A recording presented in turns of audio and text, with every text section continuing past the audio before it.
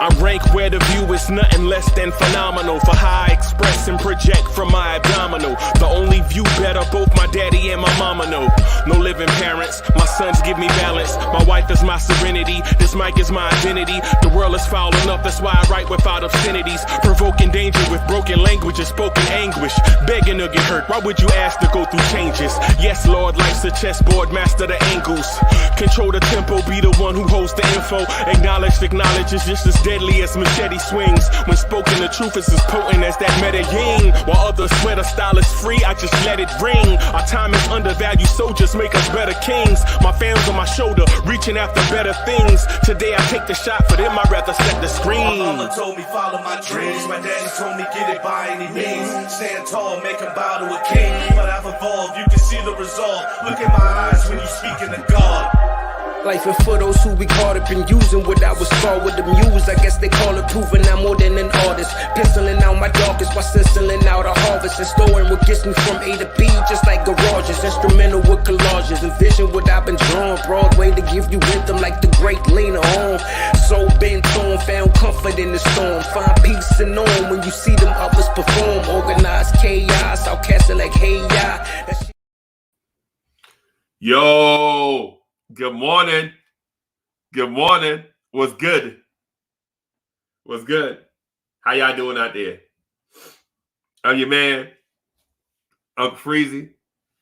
Welcome to the Knicks Morning Drive. I'm a little giddy this morning. Yes, I am a little giddy this morning, right? Y'all know the reason why. I'm all ready to say I told y'all so, right? I'm already ready to tell y'all that man, I told y'all so. I'm sorry for being a little late. Got a telephone call for my daughter. You know what I'm saying? And you know how poppies are when it comes to, you know what I'm saying, the babies. You know what I'm saying? You know how poppies are when it comes to the babies, man. Your daughter called. And you got to put everything on hold. Y'all know how it is. I ain't got to explain nothing to y'all, man. Y'all know how that is. Your daughter called from out of town, and you like, yo, I got eggs on the stove. I got coffee bubbling up. I got to use the bathroom. And I'm putting all that stuff on hold to answer the call from my daughter. So shout out to the baby. Hey, baby. So welcome to the Knicks Morning Drive. Man, this head ain't clean. Hold on, let me fix this.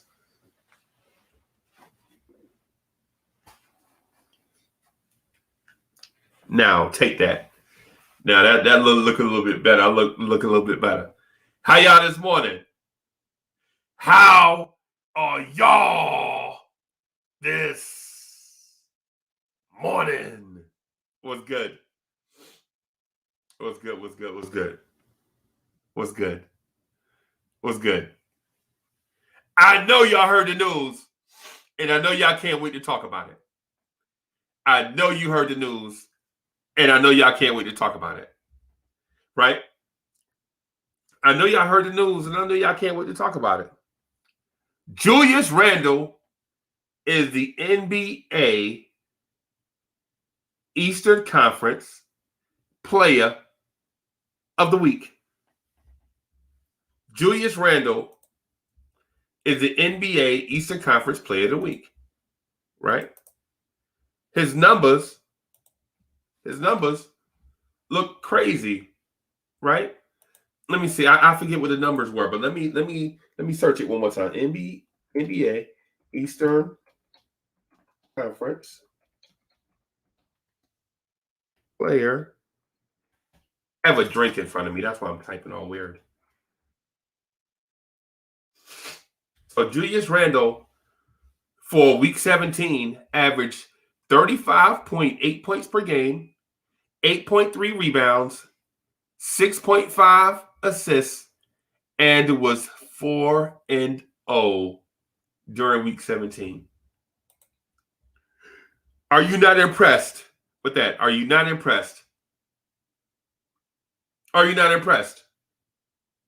Right? Are you impressed by that?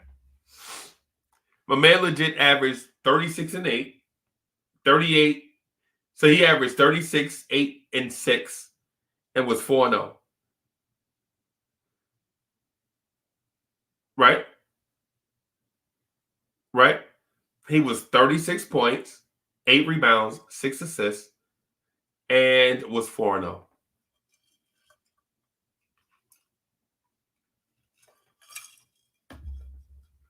Are you not amazed?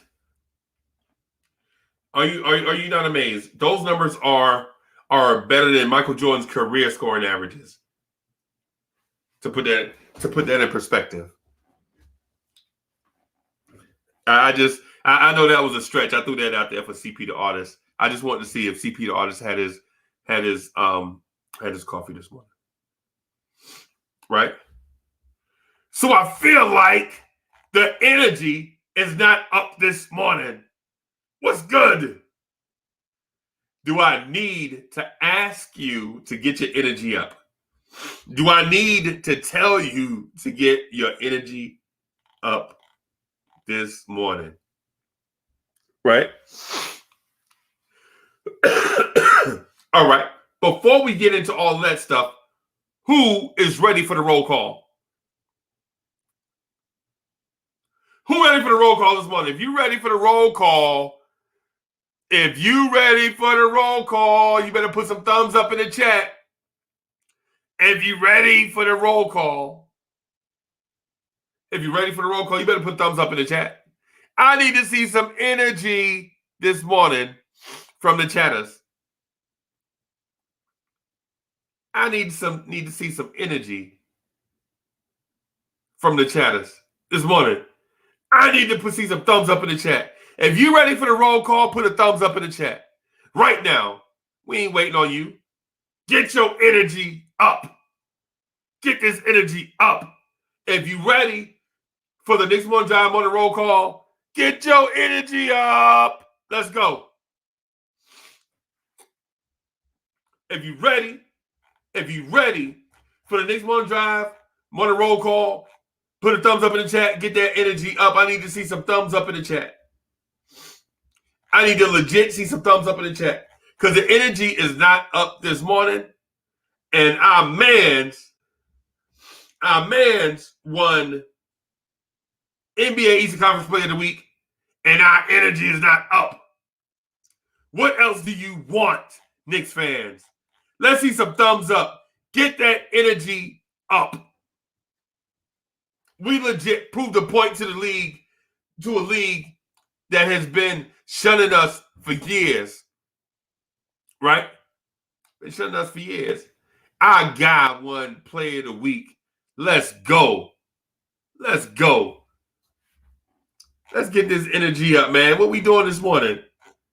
This ain't we not the Brooklyn Nets.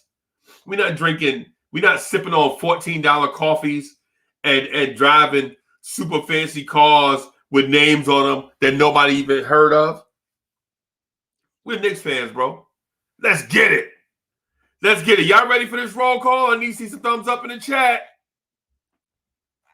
Let's go. Time for the roll call. Here we go. 19, Con Man, NYC 84, what's good?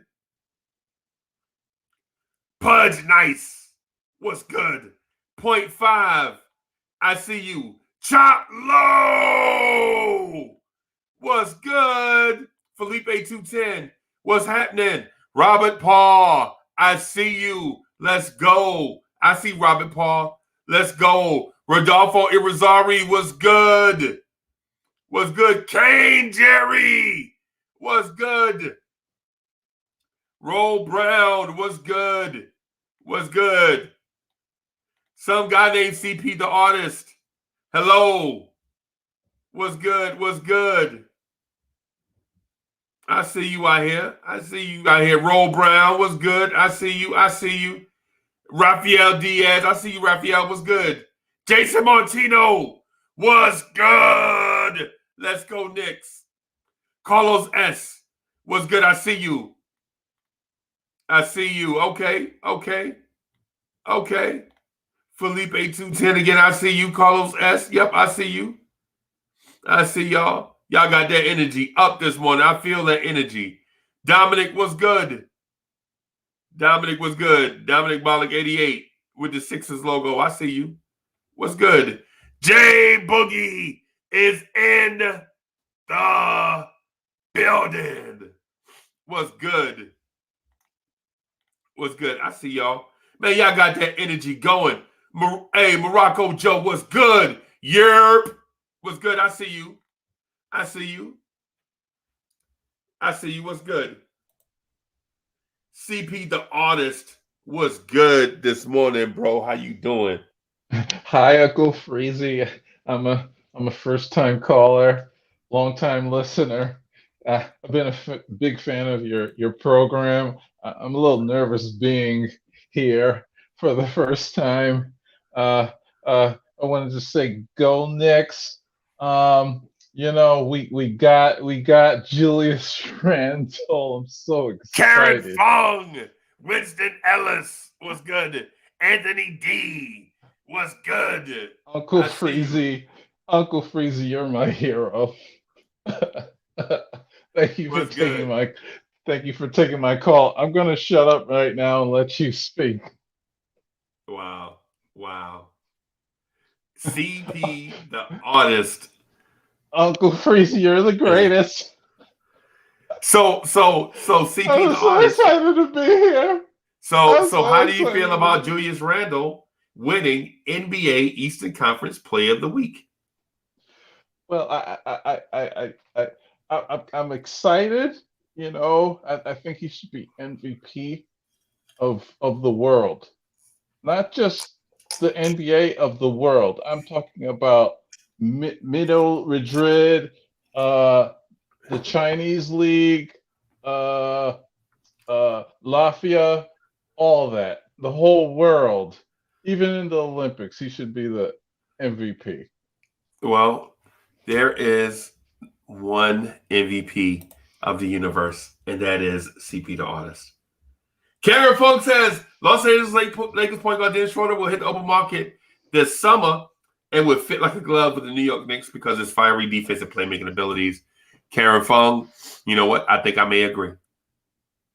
And he'd be cheaper than De'Aaron Fox. How about that? So Go Julius Randle, man. All seriousness, man. Go Julius Randle. I mean, this is a story. I'm trying to figure out what New York sports talent went from mediocre to this. I can't think about it. Could you help me out? I no. can't think about it. I've seen like Vinny Testaverde.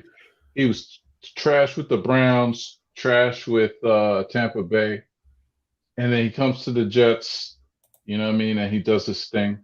Nearly got us to the Super Bowl in '98. I think it was '98, '99.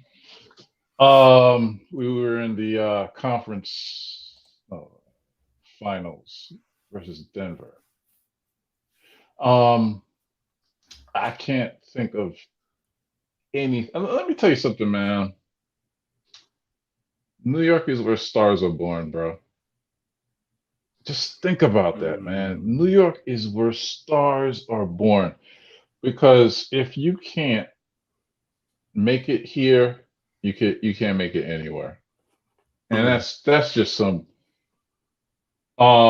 the reason why I am the way I am and the way I is because these Knicks fans, these New Yorkers, these if they approve of you, they approve of you. You know what I'm saying? And it takes a lot to be approved of you. So it's like, you have to have that tough skin. You have to have that that ability to have excellence.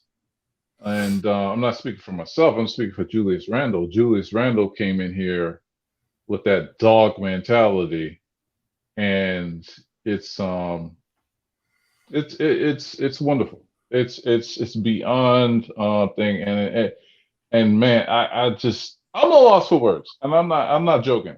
I'm not joking, man. This is that real talk. Like he he cemented himself, I think, as one of our storied Knicks. I'm not saying Right. Patrick Ewing. I'm not saying Patrick Ewing. I'm saying like how we felt about Oakley, how we feel about LJ, Starks, Spreewell.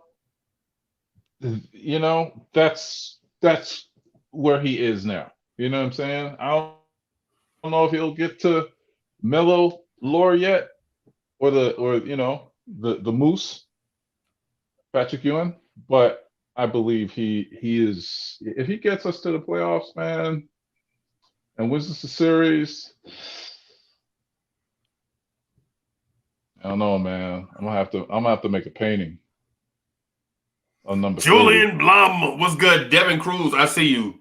The Julius Randle thing, the Julius Randle thing is organic if it's allowed to be.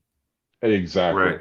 If I it's agree. if it's allowed to It's be. organic. That's a Yeah. great word. That's a Yeah. great word, man. Yeah, it's so all we have to do is enjoy the ride. Some things are not worth rushing, right? Like my uncle used to paint. Along my uncle Leon, man, was like my hero. He used to do everything right. He's about 6'6", left-handed dude. He used to play basketball. He used to play center. I'm like, why you like playing center? He's like, man, I like banging people around. He was a Marine. He could paint, bro. He could draw.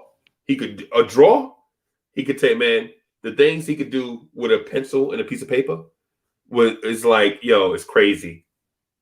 It's crazy. The replication of the memory, like you know how you memorize something and Yeah. you repeat what you actually repeat what the memory is in your mind through your hands. People don't understand that. Like I draw, I dig it. I know what it is.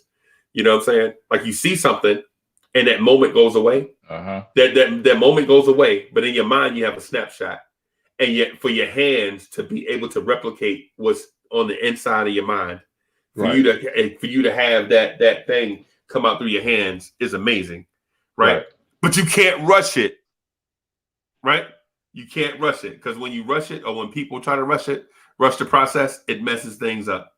It's like it's like a fart. If you push too hard, it's gonna turn out to be mielda.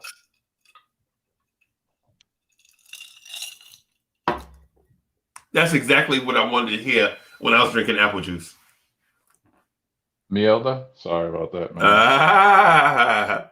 Right. So the thing with Julius Randle, though, is I think last year people expected one thing and they got something else, and they blamed Julius Randle for it.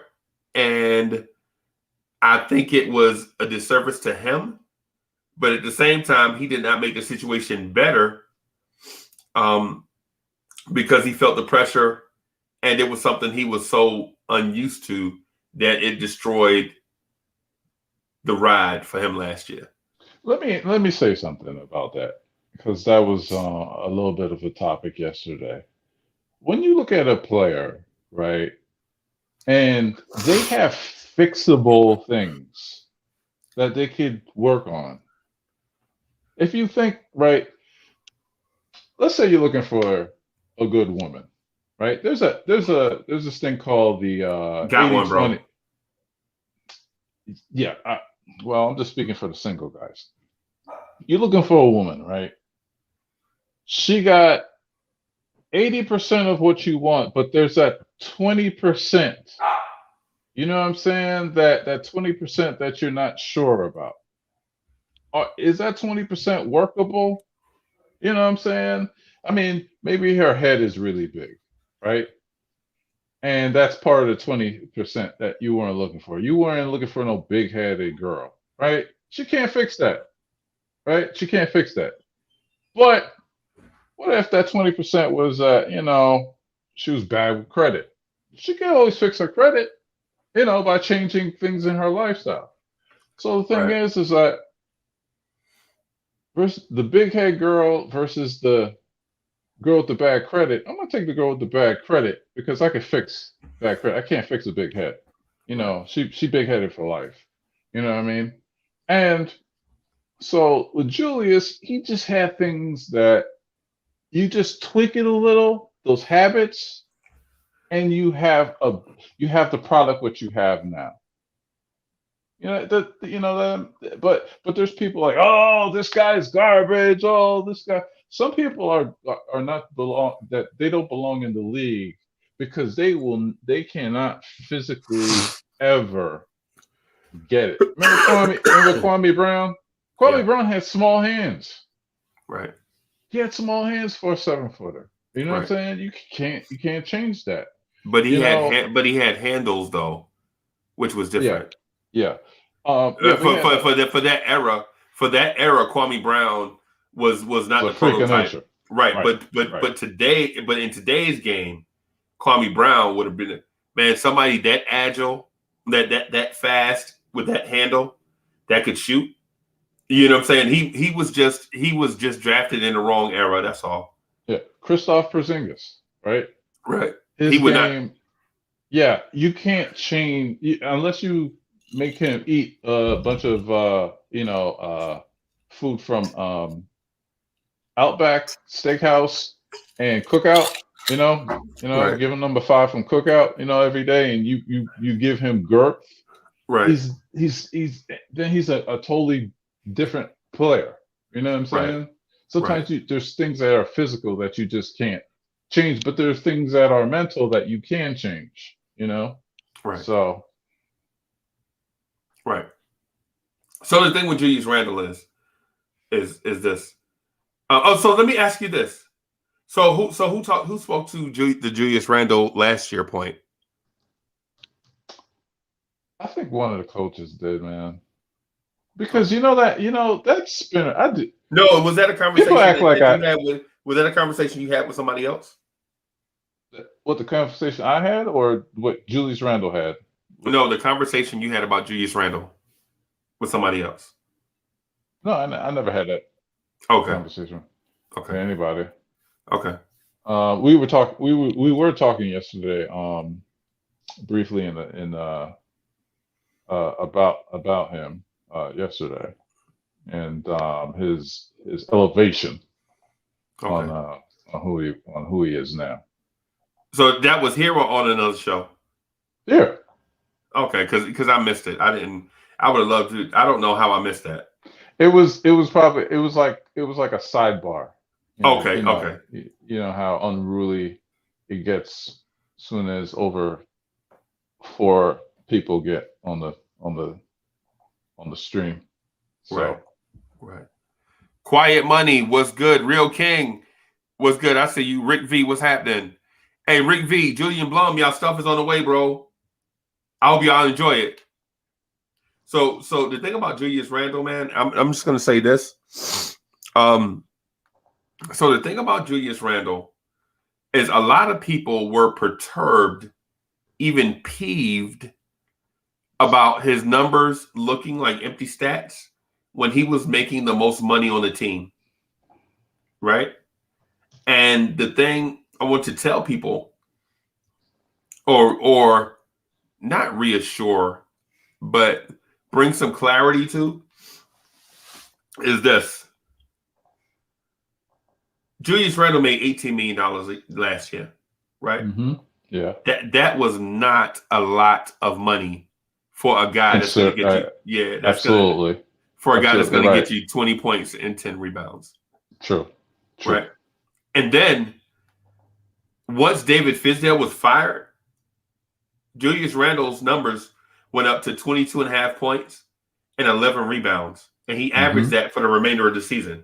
So that tells you if he averaged 22.5 points per game and 11 rebounds and finished the season with 19.5 points per game and 9.7 rebounds, that shows you how bad of a coach David Fizdale was using Julius Randle last year. Yeah.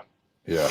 And you know, what would have happened if if the season wasn't canceled due to the pandemic? Because the Knicks were on a nice little roll, if you remember. Yeah. And we were only like maybe a few games out of the eighth that year. If I could, I think we were like 4 games back. We were like 4 games back and had like 17 games left to go. Exactly. Yeah. Right. So I say all that to say, who knew, where we would have been, last year, going at the tail end of the year, because we were supposed to stink after we traded Mook. We were supposed to stink. Right. And but it seems like the young guys were clicking, and I wish, because we started to be a little bit more balanced with the youth. Right. I think that we would have gotten more out of them this year if it wasn't for the pandemic. Right. No doubt. I think because I think they would have had more games underneath their belt. But wait a minute. Was Knox on the bench a lot last year? Or was he just struggling? I can't even remember. He was on the bench a lot last year. Okay. Some dude named Mo Harkless was starting in front of him. Yes. I thought they waived him. Oh no. He went through the whole year. Yeah, Right. he decided not to want to get waived. He decided to play out the year with the Knicks. Mm-hmm. So yeah, it was odd. It was odd, man. It was just a weird. Kind of liked him, Mo. I kind of liked him, Mo Harkless. I know a lot of Knicks fans weren't a fan of him, but I liked him. I liked him. I thought he was decent. Yeah.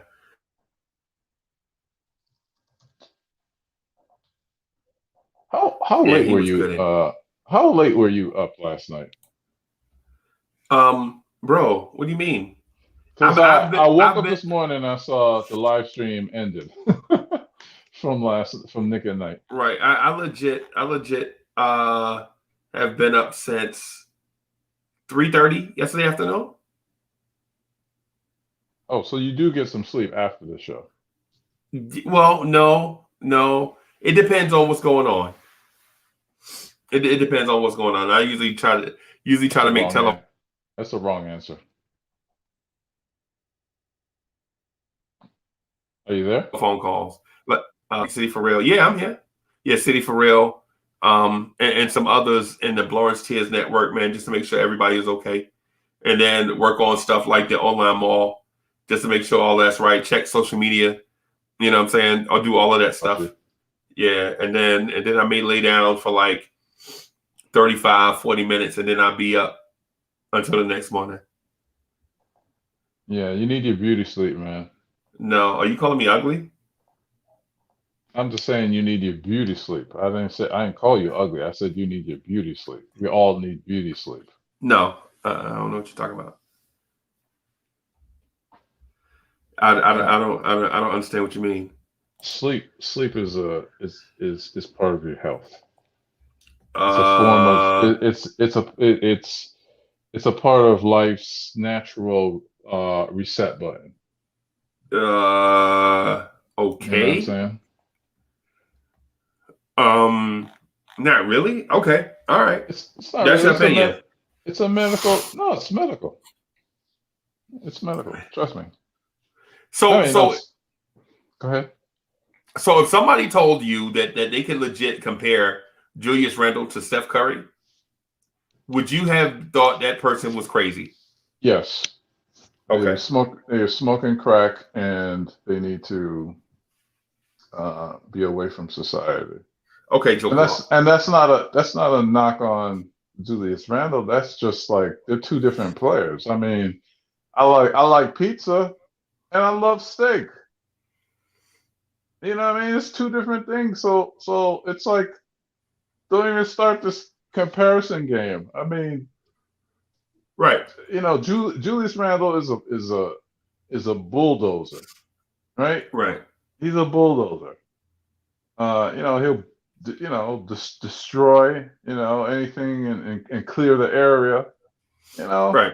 Steph Right. Curry, he's like that. Oh God, what is he? What kind of tool Steph Curry is a McLaren. What's right? a McLaren? It's one of the most expensive cars in the world, right? Julius Randle is legit an F-250, right? Mm-hmm. But Steph Curry is a McLaren. Mm-hmm. You know, it is what it is. A luxury car. No, F-250 is a work truck. No. McLaren. The McLaren. McLaren. No, it's a sports car. It's a racing car. Oh, okay. It's got luxury stuff in it, but it's designed to go fast, 200 miles per hour. I'm below your tax bracket. Tax bracket? Yeah, I don't know those things. Do I have bro? I mean, for you to know those things, that means that you are in a higher echelon of tax bracket. Please, like bro. You're the 1%. No. So now I understand why you don't sleep. Right. No, you're hustling. Right. Well, I do like to stay busy. Now I will do that. You know, you got a wife. You know what I'm saying? Kids. You really hustling, man. Every day I'm hustling. Every day I'm hustling. Yeah, trying. Yeah, I know how it is. Yeah, because those expensive cars. I don't know. I mean, if you talking Hondas, like we could talk. You know, that's where I'm at. You know, the Hondas. You know what I'm saying? We could talk Hondas all day. Okay. Not really. Okay, but yeah. All right. So shout out to them people on Periscope, watching through Periscope via Twitter. Shout out to people watching this on a replay. If you're watching this on a replay, make sure you comment. Let us know how we doing. Put your comments in the comment section below. That way we can continue the conversation with you and others. You know, your comment will only be seen by me, but it'll be seen by others, and they will comment on what you leave. Right? So shout out to everybody watching. I think we have about 52 or so here. Make sure y'all smash that like button for us. You know, that helps us get seen by a wider audience. You know, we kind of like that. Haha. Kind of like that some. Tell us your feelings on how you feel about Julius Randle winning NBA Eastern Conference Player of the Week for Week 17. You know, I have no idea about all that stuff. Periscope, Discord. What else I don't know about? I don't know how to use Zoom. I'm feeling older right now. I'm feeling like a true old fart. Like when I was teaching my parents how to use email. Right. Like, you know, like this technology and everything, it's just moving way too fast. And I want to get into this this podcast game. I want to take my my disease and spread it to the world via social platforms. But a lot of it I have no clue about. Like what you just did right there. I had no idea. I had no idea. I don't know how all this stuff is linked. I don't know nothing. Hey, I see Karen Fung like, hey, Freezy. Hey, Karen Fung, what's good? I see you. I see y'all. Salute. I just got triggered because I was called a Karen yesterday. Oh, Chad is funny. Chad got some jokes. See me in public. Part of See that. me in public. I'm about 6'5", I weigh $170. Well, that See means you I'm in t- that means places I'm that that I'm means I'm taller see than you in you. places that I'll never be. That means I'm taller than you by a little bit. I'm 6'5.5". And don't let me throw on these Air Max. I throw on these Air Max, bro. I feel like I'm LeBron. You probably ain't Max's, man. No, no, Yeah. no, no. I'm sick. I'm really 6'6". I'm really 6'6". But no, last time I got I'm like 6'5" and 3/4. Okay. So it's like I got this big old crown on my head. Like I got a big head. So Uh-huh. it depends on when my head is, angled to the Yeah. surface of the moon. I could Conehead? be Okay. 6'6". I could be 6'6" one day. I could be 6'5" and 3/4, another day. You know what I'm saying? Ah. It's like when you Ah. buy a fitted, you buy a fitted hat. It's like, you expect the fitted to fit, Right. but some days it's like, what happened? You know Yeah. what I'm saying? So Yeah. No, not really. No, I'll just mess with you. Nah, man, 6'5.5" every day. Every time I go get checked, go to the doctor, right on the dot, slide right in, you know. And I guess it is what it is. My weight will fluctuate, but the height is, yeah, 6'5.5". yeah, Is one of those things. I'm like, you sure I'm not 6'6"? I would love to tell people that I'm 6'6". She's like, no, you're not. So okay. yeah. When the nurse was like, "Oh yeah, you're 6'5". I said, "What? No, no, no, no. Do that again. Do that again. I know I'm Again, 6'6". Do that again, again."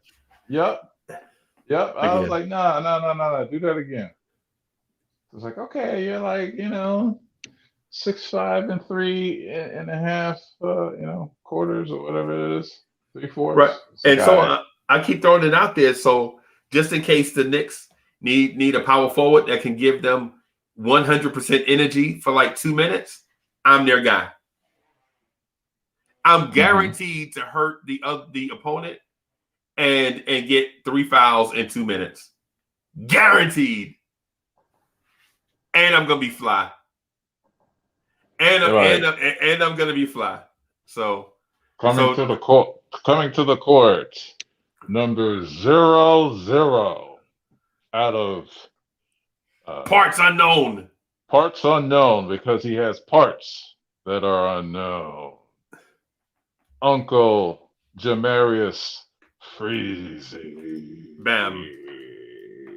Bam. That's your new name, Jamarius. You look like a Jamarius. I look like a Jamarius.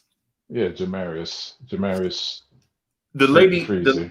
the lady in the grocery store yesterday told me, was it yesterday or the day before? One of these days. She's like, you look like that boy that be rapping. And I was like, diggity diggity diggity diggity dee. And she was like, yeah, that's him. Lady, he been dead for like 15 years. I ain't know that, baby. Yeah. I know Yeah. that, baby. Bless Yeah. your heart. She probably was like, bless your heart. Well, we yeah. down south, they say that for everything. Oh, that's an insult, right? Yeah, I know. Yeah, I didn't know that. I didn't know that. These women were saying that all in my face. Winston Ellis said he 5'10" and his little brother is 6'6". Winston Ellis, what's happening at the gene pool, bro? Me and my lady, right? She's a sexy 5 foot even. And my worry is that I'm gonna have short kids. So I had to research. What? I don't want no invalid. I don't want nobody. I don't want nobody underneath 6 foot. I'm sorry, and that's including girls, man. I want the dominant species. But what I've learned is it has nothing to do with the genes. It has to do with with the kid's diet. Believe it or not, I have a friend, 2 friends, right? They're twins, paternal twins. No. Which one is it when you come from the same egg? Is it identical? I don't know. No, I think they're paternal. Anyway, they're twins, right? One is 6'9", and the other one, he's only maybe 6'2", 6'1", Right. and so the scientific study is how is it that two twins with the same genetic code are different in height, and it's because of nutrients. Okay. So what a kid eats early, like the amount of amino acids and all of those stuff, determines their height. So when they say, hey, kids, eat your Wheaties, you should eat your Wheaties and eat your greens and all that other stuff. Right. So that's the thing. And like I'm the tallest one in my family, and I'm not. It's not even close. And my dad, my biological father ain't tall. You know what I Okay. mean? Right. Right. So I Carlos want. S says he's 6'3" in high school, right? I was 6'3" in high school. I was 6'3" as a ninth grader. And it was weird because I was 5'7" as an eighth grader. Okay. Bro. So when I The tell growth you, spurt. yes, the summer of 82, I think it was. Whenever it was, bro. All I did, no lie, my eighth grade summer, all I did was sleep and watch cartoons and eat cereal. Man, I was so Yes. sleepy. I was Yes. so sleepy. Yes. I remember that. I was so sleepy, man, the I used whole to, summer. I used to sleep. I used to sleep like 12 hours a day. Yeah, easy. Easy. Yeah. Like Easy. a cat. My grandmother used to be like, get up out of that bed, boy. And just once, like no lie. So me and my brother had these bunk beds, right? He sleep on top, man. I sleep on bottom, whatever, or whatever. And I just remember by the end of the summer, my feet was hanging out the little opening on the bunk beds. Mm. I was like, what is wrong with this bed? Because I felt the same, except people were shrinking my shirts in the dryer, and people were shrinking my pants in the dryer. Like legit, the same pants I would wear the week before, they would be shrinking, like riding up my leg. Right. You And I'm know, like, who's shrinking up all my clothes? when I saw my height, it was when I started getting high waters and I was getting teased from it. Right. And back then we only had like 3 pairs of pants. You wore one pair on Monday, then you would wear it again on Friday. Yeah. And then you Yeah. would alterate. Yeah. You would alterate every couple of days, right? Right. And then Because we didn't have clothes like that back then. and you had your play clothes, Right. But getting back to what I was saying, so I remember like I started having high waters like really quick, Right. but then sagging came in, and so yeah, I would sag my jeans just so my my ankles would be covered. That's the reason why most of us actually sag. I don't know. I don't know. I know it's different. I know there's different, reasons, and but the reason why I sagged my pants is because I didn't want people to see I had high waters on. Right. So I sagged.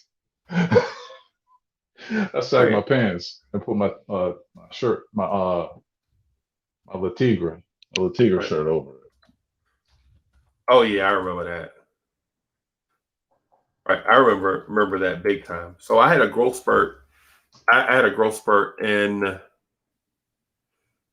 between, because I remember I wasn't the tallest person in my eighth grade class, and I wanted to be.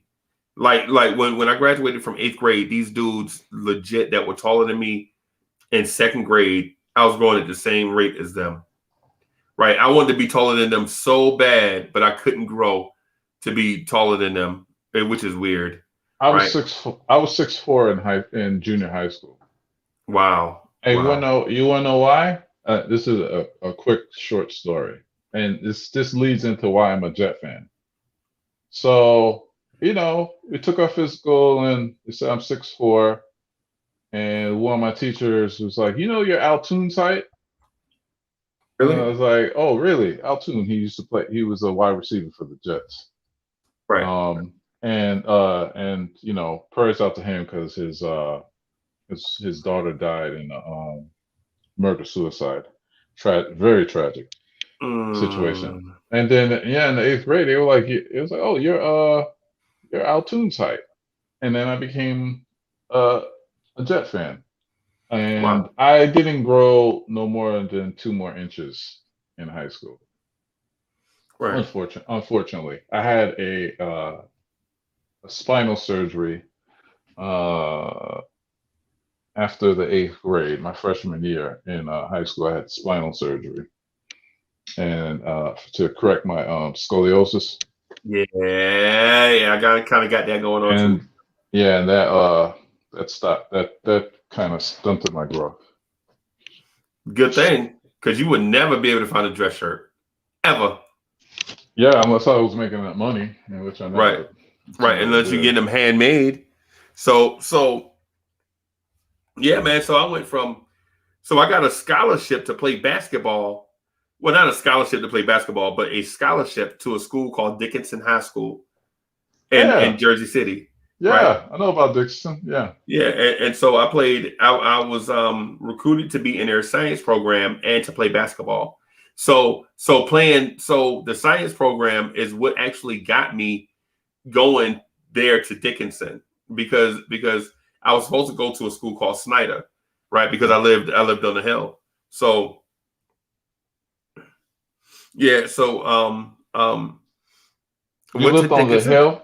You lived Yeah, on the hill. Is that a nickname for where you lived, or is that actually right. a hill?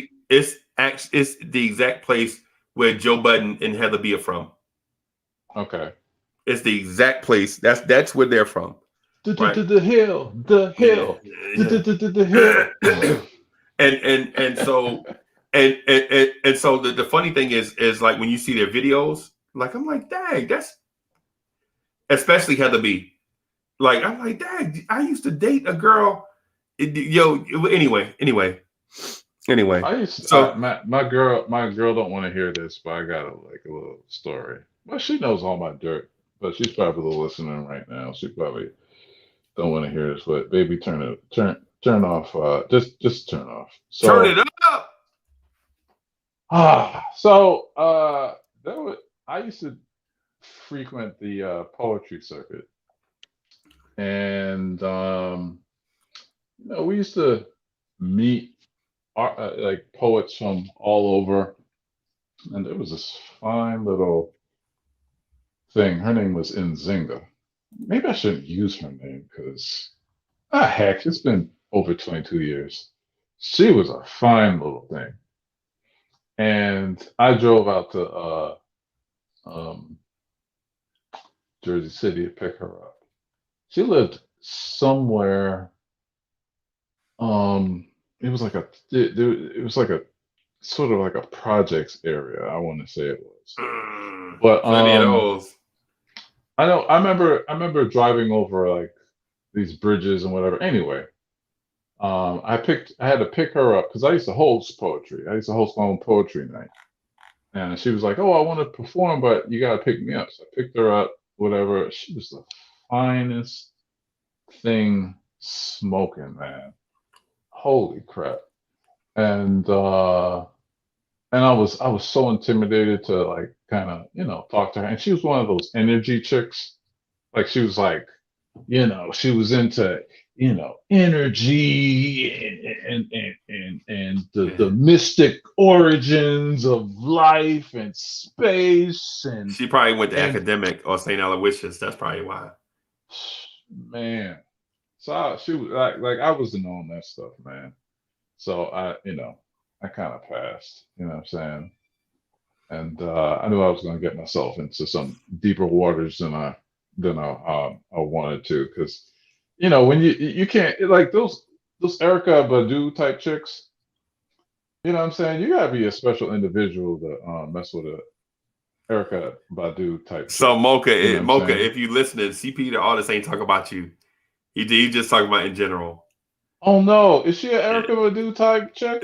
What? Nah, moving on. Julius Randle. Julius Randle, NBA, East Carolina, Player of the Week. Yeah. Hey, Andrew College, what's good? What's good? I see y'all. I see all the conversations in the chat. What I didn't want to do though, and so I want to preview. I do want to preview tonight's game. I do want to preview Charlotte, right? But I didn't want to overdo it. I didn't want to overdo the significance of us being on a 7-game winning streak, right? Right. But you're counting tonight. Yeah, I'm counting tonight. I'm counting tonight. Right. Not count tonight as an easy win. What I'm saying is if we win tonight and it's 7 games in a row, all of a sudden it turns us from a cute little story into thrusting us onto the national radar. Julius Randle just won NBA Eastern Conference Player of the Week, Week 17. And then all of a sudden he'll get thrust into the MVP conversation because he's done the most with the least, and he's been healthy all year. Right? Okay. And so Jokic, it would be in the conversation. Steph Curry's in the conversation. Joel Embiid's in the conversation. And if you sprinkle in Julius Randle's name around the periphery, then all of a sudden the pressure for this Knicks team to do something major is going to be insatiable because our fan base doesn't understand sometimes a little bit is a lot. Yeah. You know what I'm saying? Sometimes a pinch is too much. You know what I'm saying? Sometimes a dash is too much. You know what I'm saying? That we don't understand that. We take things in big doses. You know what I'm saying? Like say for instance, and in Denver, Colorado, you know what I'm saying, they could take that stuff in stride. We don't take it in stride. You know what I'm saying? Our team went 500 and we had a party outside the Garden. Uh-huh. You know what I mean? Mm-hmm. So, and what would a day be like without a text message from Chop Low? What's good? Oh, Chop, what's good? Is he complaining about me? No. Nah, Chop Low. Salute to Chop. Chop Low is like my little brother, bro. Chop Low is legit like, you know what I'm saying? Like that dude I could just take on and just don't let him do nothing else and just take care of him. Where do I find his phone? Because he got the loudest phone in the world. Who, Chop? I don't know. No microphone or nothing. There's a couple of people up in here that you cannot talk over even if you yell. Yeah, yo. One is Chop Low, and 2 is Cornerstone Kev. Yeah. Like you cannot talk over them because whatever device that they use, you know what I'm saying, is just an amplifier. It's like they got like one of them boom boxes back in the day, and they got like a 100-watt amp powering it. You know what I'm saying? Right, Pioneer. Yeah, I got you. Yeah. Hey, so shout out to Decius Thomas. I understand what you're saying too. But Chop Low is legit like that dude. Like that dude I can bring up under my wing, man. Just take care of him. Me and him be riding out together, just doing stuff. Mm-hmm. So we got Hoop Sauce backstage. Hoop Sauce, what's good? Disappear. And he's gone. Right. Sometimes, hey bro, I'm careful. Though. You know, I keep my finger on this remove button. Right. Like, hey, you know what I'm saying? Like, whoa. What do you teach me? What do you see behind stage? Like, okay. So whoever wants to get in the video chat, I see them backstage, right? And so if it's people that's unfamiliar, I don't let them come up. You legit have to be somebody I know, right? Like I have to at least have seen you in the virtual chat, right? And then I'll just click on you for you to come up, right? But if you just a random, like I ain't never seen you before, I'm not letting you come up here because I ain't gonna let you disrespect people like CP the artist or Free Key for nothing like that with some mess. You know what I'm saying? Disrespected all the time, man. You know, come on now. Yeah, I'm built for this.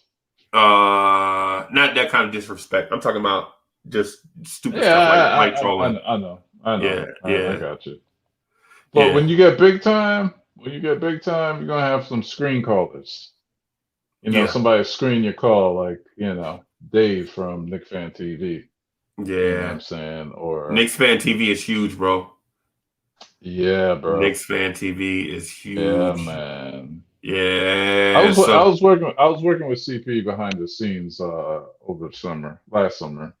okay. And yeah. And just some little graphic work, whatever. Yeah, But I really like that dude, man.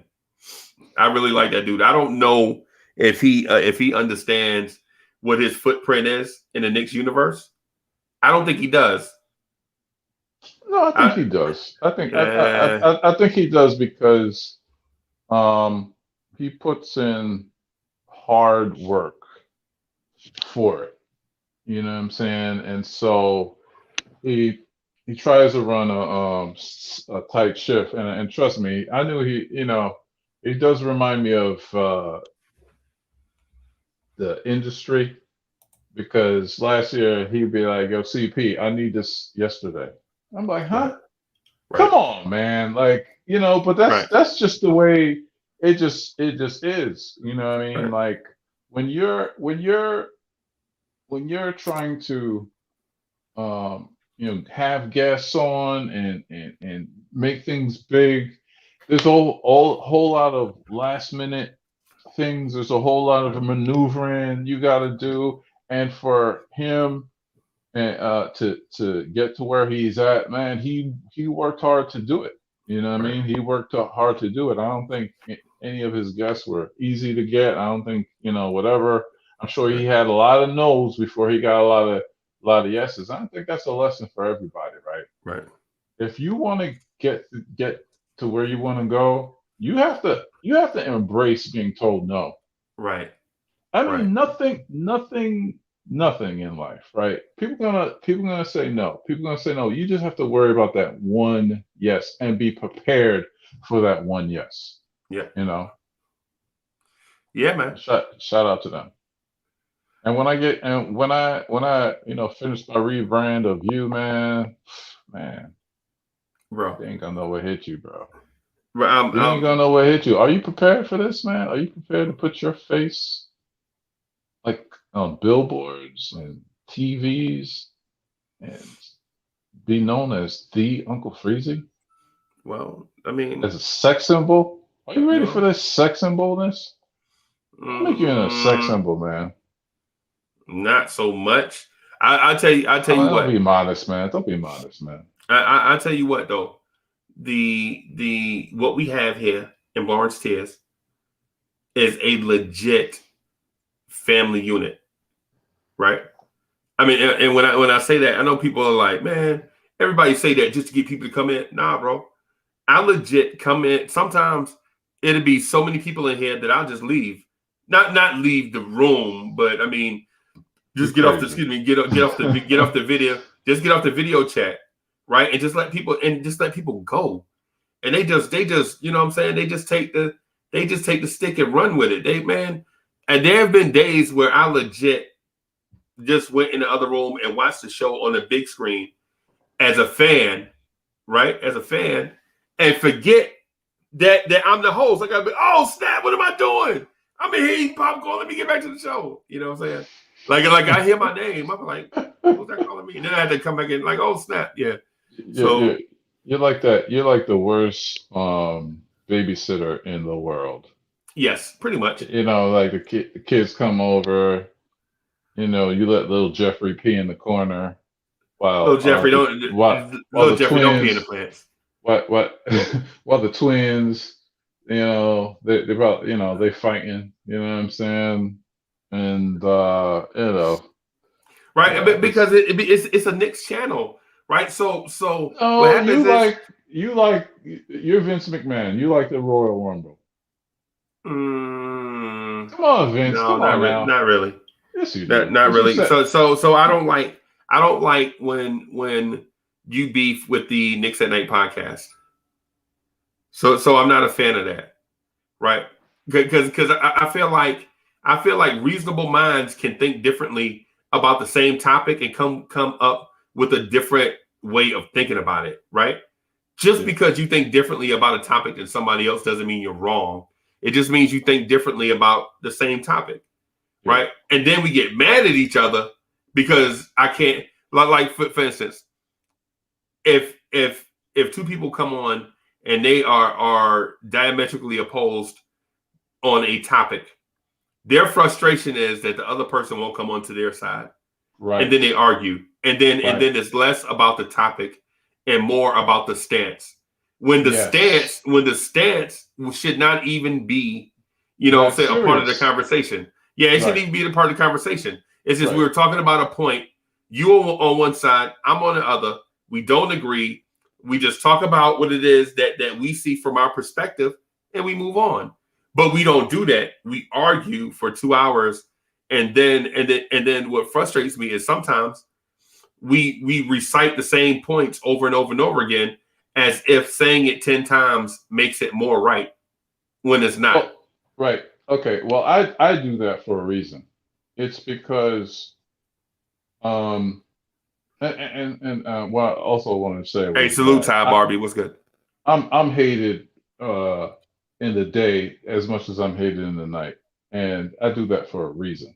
Because I don't really care about people's opinions. You have to come in here with that attitude of like, hey, you could disagree with it. I don't care. The reason why I repeat my point is I never want to get sidetracked from, like, somebody would say, oh, Julius Randle, prove to me that Julius Randle is no good. Then they start talking about, I don't know, the 1987 Knicks or something like that. And they try to, sidetrack the topic. I'll have a bad take, and I'm gonna live and die with it. I don't really care about the chat's opinion about what I say. I really, I was getting killed yesterday, and I don't take it personal, because look, I'm not getting paid for this. Right. Teresa, are you paying me? No, you're not paying me for this. So it's like, we're just fans. And the other thing is like this. Like when people mention, oh, we should trade this player, this and that, we are not in these boardrooms. We do not influence what the Knicks do. We don't influence what the Knicks do. Mark Berman doesn't influence what the Knicks does, and he writes about how bad he has a critical thought on the Knicks. Stephon Bondi or whomever. They don't have an influence on what the Knicks does, and their voices are in public, in print. Right. So it's like, for us to get all butthurt over people's opinions, you know what I'm saying? Like, look, I like Frank Ntilikina. I like him as a person. He could do better as a player. But if somebody's gonna talk trash about the kid, I'm like, yo. At the end of the day, he's making $8 million a year. Right. Who cares about your opinions? Right. He's making $8. He could dry his tears with $20 bills. With a $100 bill. Come on, man. Oh, wow. Or whatever they use in France. He probably converting that into a euro or something. I hope he's converting his money into euro. But anyway, I hope he's getting paid in euros. But anyway. It is what it is. I think, pride, ego, whatever, that's always been the downfall of man. It is what it is, man. Well, the point I was getting at is that we argue sometimes. I'm not a fan. I'm not a fan of Hoodie Cav coming on here arguing with you about who can be the most rightest, most of the time. To me, that's whack, because we got people watching, and what they care about is the Knicks. They don't care about Hoodie Cav or CP the Artist or Uncle Freezy. They care about the Knicks, the plight of the Knicks. Now, do we get attached to each other? Yes. Like, if I don't hear from CP the Artist in a couple days, I'll call with the phony request. Like, hey man, I'm trying to figure out this color, red and yellow. What's red and yellow mixed together? It's just something weird. And then you're like, oh man, that's easy. That's orange. Okay. And I'm like, yeah, okay, thank you, man. And I just be calling to make sure you're still alive. You know what I'm saying? you know what I'm saying? So yeah, you be like, man, you call me for that easy question? Yeah, man, sometimes it had been bothering me all night, and whatever. And I'll do the same thing for a lot of the cats in the Blorange Tears family. Like it, like for real, legit to y'all watching. This Blorange Tears family thing is so real. Like once you get into like the mix, like once you get into the mix, man, I legit call you like 3 times a week. You know how I and just to find out how you doing, like legit, like I'm a like say for instance, Wacko Knicks fanatic. Like once Wacko Knicks fanatic get out of the ivory tower and start hanging out with the regular folks, you know what I'm saying? I'll be calling Wacko Knicks fanatic like, you know, three times a week. Like, yo, Wacko, what's good, man? I'm in the kitchen trying to steam this asparagus, man. I got this butter that I bought from this garlic butter I got from the store. And he like Wacko Knicks fanatic and be like, yo, you call me talking about you cooking asparagus? What's really good, Uncle Freezy? What's really good? Not what's good, what's really good. You call me over that? You know what I'm saying? I'm like, nah, bro, I just called to make sure you were still alive, man. That's all. You know what I'm saying? Chop Low texts me at least 10 times a day. At least. And when he texts me 9 times a day, I legit call him like, hey, bro, what's happening? You only texted me 9 times. And Chop like, oh yeah, man, I got busy, man. My bad. Can we tell the world sometimes when I text you, I get left on red? What? Oh, you heard me. I get left on red. What? I get left on red. READ. What? You bugging? I mean, what? Yeah. You bugging. Sometimes, hey, it depends on what it is. And if you like, hey, man, Uncle Freeze, how you doing? I know what it is. It's because you know, sometimes I paint you in a corner, no pun intended, with my trolling. Because everybody listening, I like to text. I like to go at Freezy in the text, so I like to troll him in the text just to see what he's gonna respond. But I think you like the open forum better. So you can sick your dogs on me. No. And your minions. Oh, come on, man. No, it's true. No. I think it's true. Nah. But what I'm saying is with the Blorange Tears family, man, we legit have so many things going on. Sometimes, like for instance, Chop Low will be texting me, and I'll be on the phone with City Pharrell, but I'll be sending an email to RC Creative, right? And I'll legit drop the ball, right? And so City Pharrell will be like, yo, Uncle Freezy, you still there? I'm like, oh, man, my bad. I forgot I was on the telephone. Because I'll be replying to somebody text and emailing at the same time. You know what I'm saying? Yeah. So it's like, dang, man, you distract easy. No, I don't distract easy, man. It's just Jay Singh is in the building. 33 Savage was good. You need your sleep too, man. Nah, man, I'm not punch drunk.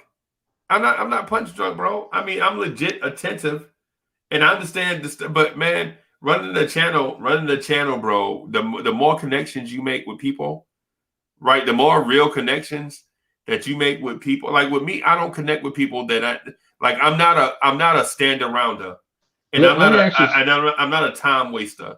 Let me ask you something. What was the biggest thing that you had to learn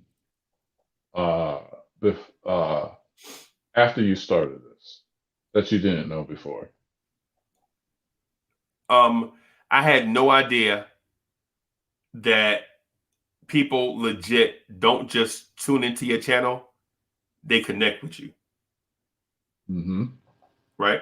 Like when people subscribe to your channel, they don't just subscribe, right? It becomes a part of their routine. Mm-hmm. Right? So they got to be able to trust you, and they have to do the TNC. Without TNC, you're not gonna get subscribers, and they're not gonna come back. What's TNC? What's TNC? Trust and consistency.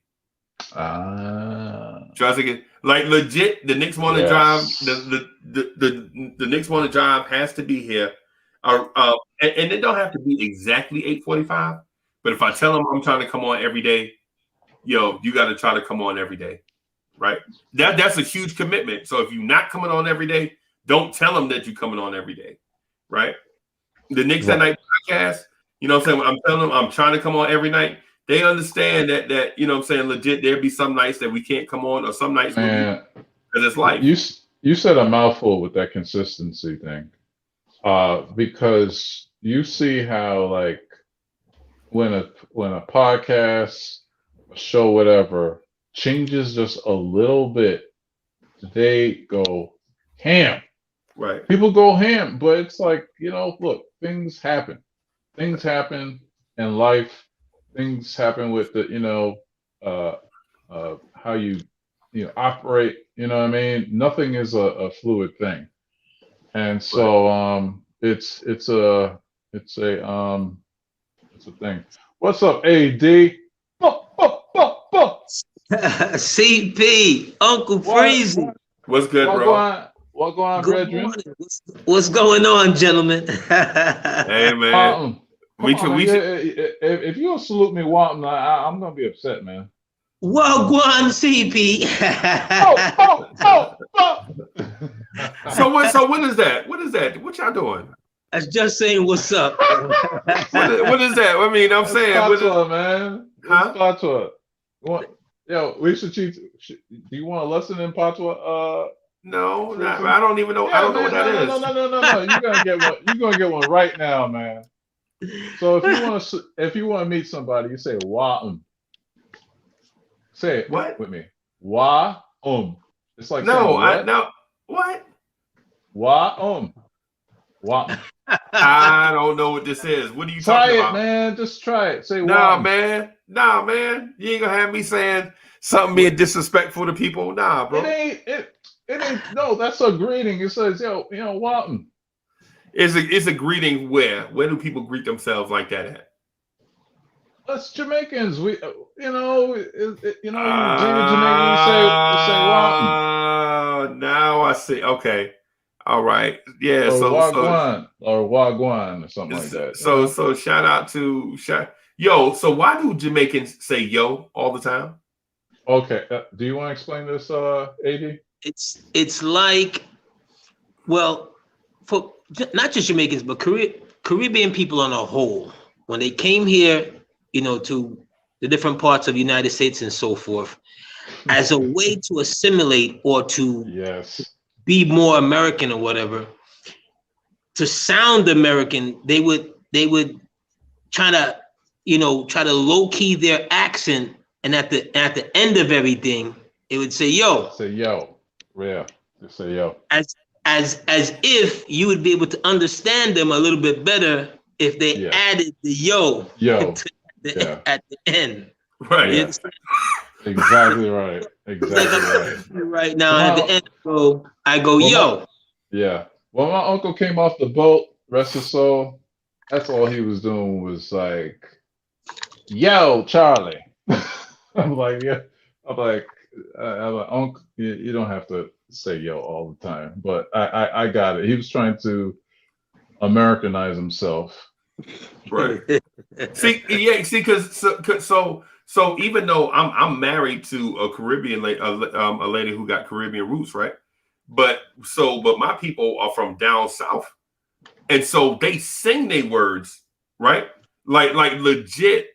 It's like they will sing, and when I say sing, they do. Hey, baby, how you doing? You know what I'm saying? Yeah. That's what we do. That's what we do down here. You know what I'm saying? So as soon as you hear somebody singing their words, you're like, okay, I know you from the Carolinas. You know what I'm saying? Because they sing their words. They hold them words, man, long, man. Now, like a lady stopped me and the same lady. She was like, hey, baby, you know who you look like? And I'm like, let me guess. I look like diggity. And she's like, ha. You must hear that all the time. Look, no disrespect to the South, but when I got down here, I swear I needed an interpreter. No lie. I felt like I needed an interpreter because the Southern, like the deep South, like you have to listen closely to every word that they say, and don't even get me with some of their slang that you don't understand. You know what I'm saying? Like that was like a culture, like a culture shock when I moved down here. Right. And the thing with, and so the thing with different cultures and people from different places, man, I respect different cultures and people from different places, even though I don't understand a lot of stuff. Like when I was in the military, I was in the military with a dude named Clark from Crown Heights, right? I was like, bro, why you always be wearing these bright colors everywhere we go? Right? This is like, and Clark was like, and Clark, I didn't understand. Like he said he was Jamaican. I ain't get whatever. And so that was like a thing. That was a thing, right? Back then, I was like low key, like, wearing black everywhere I go. You know what I'm saying? Low key, just, whatever. And my man was like, it's crazy. My only thing about the Caribbean that I could really embrace, like get really, really into, and not saying that something's wrong with the culture. It's cultures are different, and I appreciate it. But what I could do a deep dive into is music. Right. So when it comes to your Peter Tosh, your Bob Marley, your Junior Reed, so I can get I could do deep dives into that. I used to, man, your Shabba Ranks, you know what I'm saying? All of this, I could do a deep dive into that. Like I could legit talk about that, like I talk about hip hop, right? Yeah. But when it came to food, though, I really couldn't get into the food like that. So when it came to dance or other stuff, I just couldn't get into other stuff like that. Yeah. Well, you don't like Caribbean food? Too spicy for you? No, I don't like Caribbean food. What is wrong with you, man? What's wrong with you, man? What's wrong with you? You grew up in Jersey. You have to have a palate for Caribbean food. No, bro. Nah. So it's just Franks and hot dogs. Nah, man. My people grew up. Hey, so Chaplo said Super Cat. Yes, Super Cat. Dandada. Super Cat. Yes. Super Cat. Yeah, so but nah, bro. When I say my family is from the Carolinas, bro, I'm trying to say in a nice way that my family come from the slave culture. Even my last name is Free, right? Not Freeman. My last name is Free. Cause and I know I tell a story a lot on here, and I shouldn't, what I'm saying, bore people half to death. But when my ancestors, when my family stepped out of slavery, they didn't want to take the slave master last name. They didn't want to be called Thompson, right? They was like, yo, what's your last name? What's your surname? It's like, surname. They didn't even know what it was because they ain't never been taught that. They want no lie. One of our uncles got beat for saying that he saw a book one time. He got beat in front of everybody for saying that he saw a book.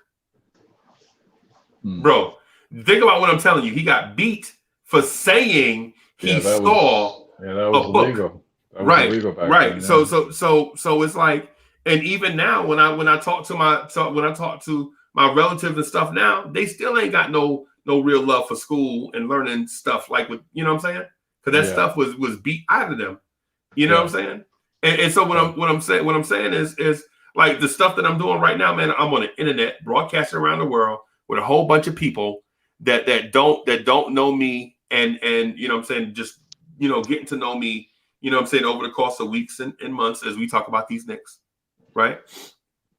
They don't really know like my backstory. Like we'll get into that as we go along. You know what I'm saying? But what I'm getting at is even my last name Free comes from my people coming out of slavery that were stripped of all their stuff and all they wanted to do was be free. Right. But but not to interrupt you, Freezy, but our our backstories are all the same.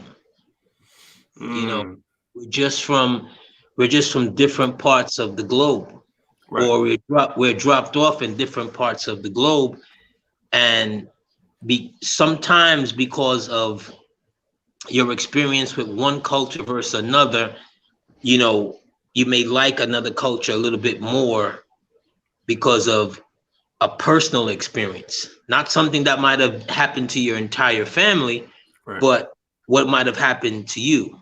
You see what I'm Right. saying?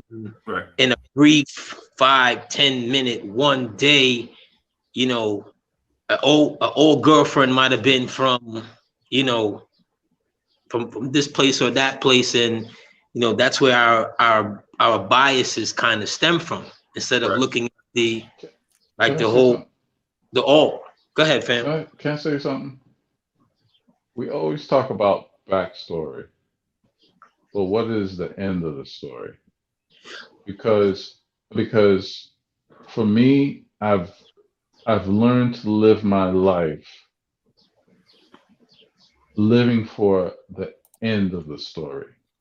And a lot of people are uncomfortable with that. But my thing is like I'm only here for X amount of time. I could be gone today. I could be gone tomorrow. What I write for generations to come is so important to me because I'm going to be somebody's ancestor. You know what I mean? And um, I've always I had to learn that the beginning of your book is not the final of the end of your book in your life, whatever. So it's like live your life with purpose. I think our ancestors would want that. Live your life with a purpose. You know what I'm saying? And I don't think they want us to um, wallow in what they did. Just live it what they couldn't live. You know what I'm Right. saying? And Yeah, go ahead. but what kind of purpose are you referring to? Because your purpose and my purpose and Freezy's purpose are three different visions. Absolutely, absolutely true. Absolutely true. Like generational wealth, right? Okay. Like for generational wealth, you ever heard of the saying, family patterns? You know what I'm saying? Eliminating family patterns so I could set up for a generation upon a generation upon a generation of kings and queens doing things to make the situation stronger. You know what I mean? And create uh, generational wealth. One thing I love about my stepdad was like he bought a house and he rented. It was a multifamily house and rented the bottom. It's a small thing, but that paid the mortgage. You know what I'm saying? My mom and dad, I mean, my mom and my stepfather, they retired off of pensions. You know what I'm saying? But now I am part of the entrepreneurial generation where we can't depend on pensions anymore. We have to be entrepreneurs and put money, aside. You know what I'm saying? And so I think that for my kids in the future, if I'm blessed to have any, that's going to be valuable. And another thing too is like I want to teach them street smarts because the streets makes you tougher. You know what I'm saying? I don't want to like keep my kids away from the hood. I really don't because I want them to experience that life and see what it is instead of like shielding them away from it and them not understanding you know, what a struggle is, you know, balance. Well, let me ask you something. You touched on something. Touched on, you wouldn't want to keep your future generation, your future children, whatever, away from the street life and so forth. Are you necessarily maybe glorifying or using a part of your life's experience that might have been good for you and your upbringing, versus what they could necessarily learn? Because remember, the street life, it's not going to be the same for them as it was for me, for you, for Freezy. You understand what I'm saying? Because at some point in time, they were still older people in our communities that could say, "Hey, Freezy, I saw that. I'm gonna tell your father." Yeah. You know what I'm saying? Those people still lived in the hood and lived in, economically disadvantaged situations or whatever, but made the best out of it. Right. You're not necessarily getting that same thing now, because why? People more or less will mind their business versus, let me pull up Freezy's son, because I know when I see Freezy later, me and Freezy could chop it up, and Freezy ain't gonna try and curse me out because I pulled up his son. Because we care. Because we care. Right. You see what I'm saying? Right. I get what you're saying. I'm saying like this. We left. Well, not we left. We're dealing with a pandemic, right? There's people who had no idea how to survive when hard times came. Like, true story. I was homeless for 5 years. During the Great Recession that we had from 2008 to 2011 or 12, I believe it was. I was divorced, and usually men after the divorce, they lose everything because we are the sole providers. And I went from couch to couch, water mattress to the floor, planned on sleeping in my car sometimes. It's horrible. That experience had to teach me how to adapt to a changing time. I believe that we live in the most prosperous generation ever, but with prosperity there comes a belief that everything is going to be okay, and this pandemic showed nah, it ain't. And teaching your kids about how to turn money, like a dollar, into how to turn 15 cents into a dollar, right, is so much more valuable than anything. Flipping, right? If any drug dealers out there, you know what I'm talking about. You have like little money, you go buy, you know what I'm saying? You're so and so, and you turn that into profit. You know what I'm saying? That's how it used to work. So it's like, I'm not saying have my kids go out and do that, but they have to learn they have to see struggle and pain, and to avoid it. But I can't shield them, and I will never shield them away from pain and struggle, because that's just a part of life. I'm not gonna one of my best friends, right? He said his father, rest his soul, took him to the projects and showed him. This is like the 80s when crack was hitting, and all the dope fiends was like, all the crackheads was like out there, right? And he rolled up his son, my best friend, and he's like, "You see these people? You want to end up like them?" And he was like, "No." He's like, "Then don't do drugs." And he said from there, he had to physically see it. You know what I'm saying? I'm not saying that always works for everybody, but it is what it is. Yo, what's good, bro? I researched your last name. Why? I researched your last name, right? I was trying to figure out where you from. So I researched your last name. I did not know that you come from the people that the richest dude that ever lived has your same last name. Did you know that? Yeah. The richest dude that ever breathed breath on this planet. Mansa Musa. Yeah, shares the same name as you. I did not know that. Yeah. So what you trying to do, Freeze? You trying to stick him up for a loan? Right, like what's up? No. What I'm saying is put the money in the bag. No, I'm just playing.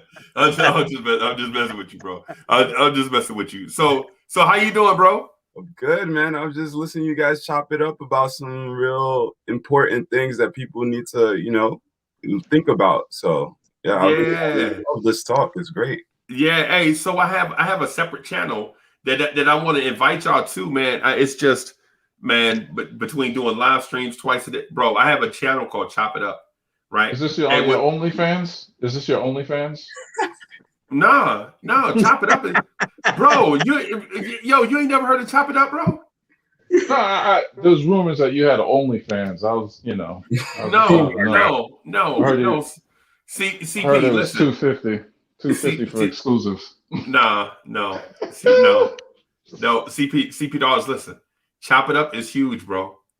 Chop It Up is huge. Like, so it's not, I don't have a lot of YouTube subscribers, but I stream it to Facebook, right?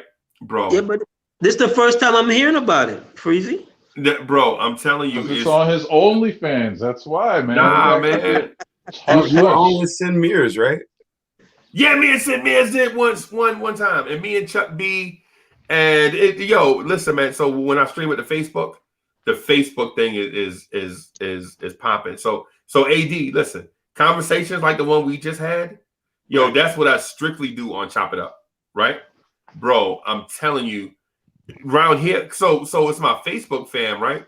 So when I be at the gas station, cats just walk up to me at the gas station. Like, yo, why you cut the stream off, man? I was just about to ask you a question. And like, bro, we was on for 2 hours. Nah, I'm gonna put my email in the on the side chat. Just send it to me. Whenever you go live, I'll definitely check it out. We definitely gotta Chop It Up is huge. And I'm telling you, bro, you gotta be prepared. And I noticed the Knicks channel, and I want to get back to the Knicks, right? But what I will say that, bro, when we do Chop It Up, be prepared to get asked anything. We talk about smoking weed, religion, sexuality, financial literacy, all these things. Like I'm going to pass on. Yeah, bro, I'm telling you, like how to dress your kids, like listen, like legit, how to model. You know what I'm saying? Like how to be the model. Yes. I know you have an OnlyFans now. Nah, I ain't talking about. I'm not talking about modeling blue jeans, bro. I'm talking about modeling life. I'm talking about modeling life, bro. That's what I'm talking about. Yeah. So we get on there, man. We be, bro. I'm telling you, it's crazy because the conversations, like legit. We have one topic, and then like I had this friend. I had this friend girl, like me and Mocha had this friend girl who always wound up in abusive relationships, right? And so after a while, we like, is she unlucky or is she looking for abusive relationships? Like how do you end up in abusive relationships like 6 or 7 times? You know what I'm saying? That's a lot of abuse, bro. That's a lot of abuse for one person. But anyway, let's get back to these Knicks, man. I'll hit y'all up with the Chop It Up stuff later. Yeah, absolutely. So here's the thing for my Knicks fans: Julius Randle, league MVP. How does that sound? Let's go. It should definitely not be a foreign conversation because Julius is doing everything all these other. And it's not a lot of MVP guys. There may be like 3, but as far as who we would think the top 3 is, Julius should get some mention. Julius has done everything. I heard something, I think it was this morning or last night. Julius, as far as plus and minuses as a power forward, defensively, Julius is number one. Right. Right. Think about that. Julius is number one. He probably was number sub-zero last year. Yes. Right. How bad his defense was. Right. And another thing, Julius has been doing the most with the least. Like, yes, this guy has been like keeping us relevant and has been like the only like real guy that you can go to, like he can score on anybody in the league. Like legit. Like I was at the game. I was at the last game. And like, yo, Julius, when he wants to get to a spot, he's gonna get to a spot. And when he gets to a spot, he's gonna make that shot. Like that on that baseline, nobody's stopping him. Like it's over. It's a wrap. Like right. Oh. That 18-footer on the right baseline where he can shoot that left-handed fadeaway is wet. Yeah. And if he gets there, it's over. If he gets to that spot, it's a wrap. Ain't nothing you can do. I was thinking about going to a game. Mo, what was the atmosphere at the game? It was amazing. I was on a Man show the other day, and like I was telling him, like, yo, there were celebrities all over the place. Kenan Thompson was there, Fat Joe was there, the guy from Law and Order, like Michael Strahan. Like they really did it up for a game in the middle of a pandemic. Like to have all of those stars there, and then so okay, in terms of the actual game, the last 2 minutes. Like when we were down 6, there was no energy in the building whatsoever. But like, you know, when they hit Julius hit the 3, it's crazy. Everything went crazy. Derrick Rose, like when he drove, like at the last play in regulation, when he drove to the basket, everybody was like, "Yo, what are you doing? What are you doing?" And they kicked it out, and it was like, "Whoa." It was just insane. And like, when Reggie made the shot, like you really felt like the place was filled up. Like so, I don't know. It was the best game I've ever been to. Like I'm just blessed to have like been in that building for that. Cause like you go to Knicks games, like I've been to a bunch of Knicks games where like it's just like a blowout or like, our way, like usually towards the other team's way. You know, so like I was just blessed to be there, man. It was really, really good time, man. Really good time. Yeah. The only Knicks game I ever been to was Knicks versus the Sixers. Saw Allen Iverson for the first time. We were up 19 points and lost that game. And I said to my ex-wife at the time, I said, oh my God, I can't believe we're sitting here watching this. You know, I went to a Knicks Sixers game, right? I went to a Knicks Sixers game, and the Sixers had this fat kid, number 34. He would grab the rebound, right, and run past everybody and dump the ball at the other end, right? And this concept was so foreign, right? Like, first of all, this dude ain't even tall, right? And they were lying by his side. They was like, yeah, he's 6'8", 240 pounds.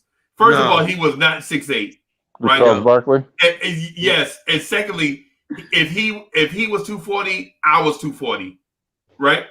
Right. But you know what I'm saying? But he would grab these rebounds, he'd grab it and get all the way back. And so what they did was every time he grabbed a rebound, the guards would run back as fast as they could and form a wall. And he would jump over the wall and just dunk it, right?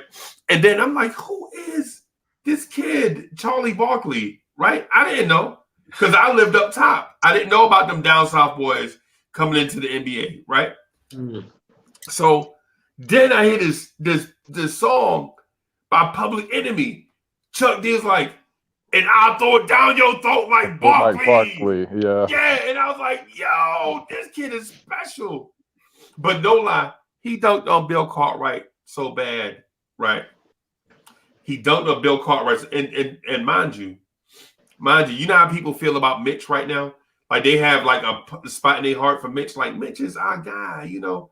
And Mitch is only averaging. Mitch averaged what 9 points, 8 rebounds. Yeah. So he not pointing up. Where you going with this? Be careful where you going with this feel good moment here, Weezy. I see you about to make something up right now. No. I'm telling you, bro. I felt like at the time when I was a kid, Bill Cartwright was my man. Oh my God! I'm telling you. Oh my God! Oh my Lord! But listen to why. Listen to why. When we drafted Cartwright, now mind you, I was a shorty. Now I was a kid, right? So they were telling me like I was too young to understand the championships. Like man, I was like, dog, when they was winning championships, I was like 5 years old, 6 years old, right? So those wasn't my championships, right? Those weren't my championships. So when I got older, started going outside playing, you know what I'm saying, Lincoln Park, Bayside Park, you know what I'm saying? I'm like, yo, I'm Clyde Frazier, blah, blah, blah. And they're like, yo, Clyde Frazier, old, bro. Clyde Frazier, washed. You know what I'm saying? Earl Pearl, old. Y'all need a big man. So we finally drafted a big man, number 3 overall in the draft. Guess what his name is? Bill Cartwright.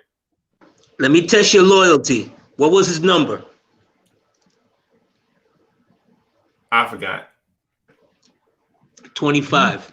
25. I knew that. Yeah. 25 is the first. 25 is the 25 is the first thing that came into my mind. But then again, though, if you ask me Michael Ray Richardson number, I'll be like, I guess it's 20. 20. But yeah, you know what I'm saying. But like Trent Tucker, I guess Trent Tucker is 6.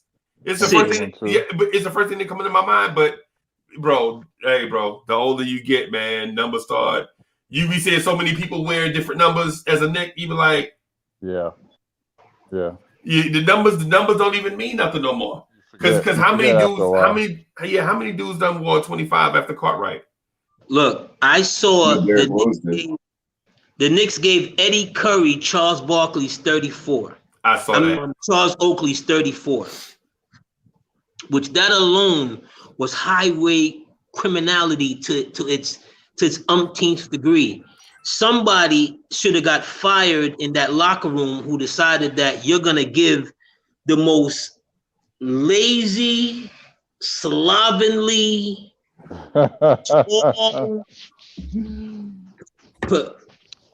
unlimitless potential. But they had potential for reach his potential. You're gonna give him one of the hardest working members of this organization in its history. You're gonna give those two guys the same number.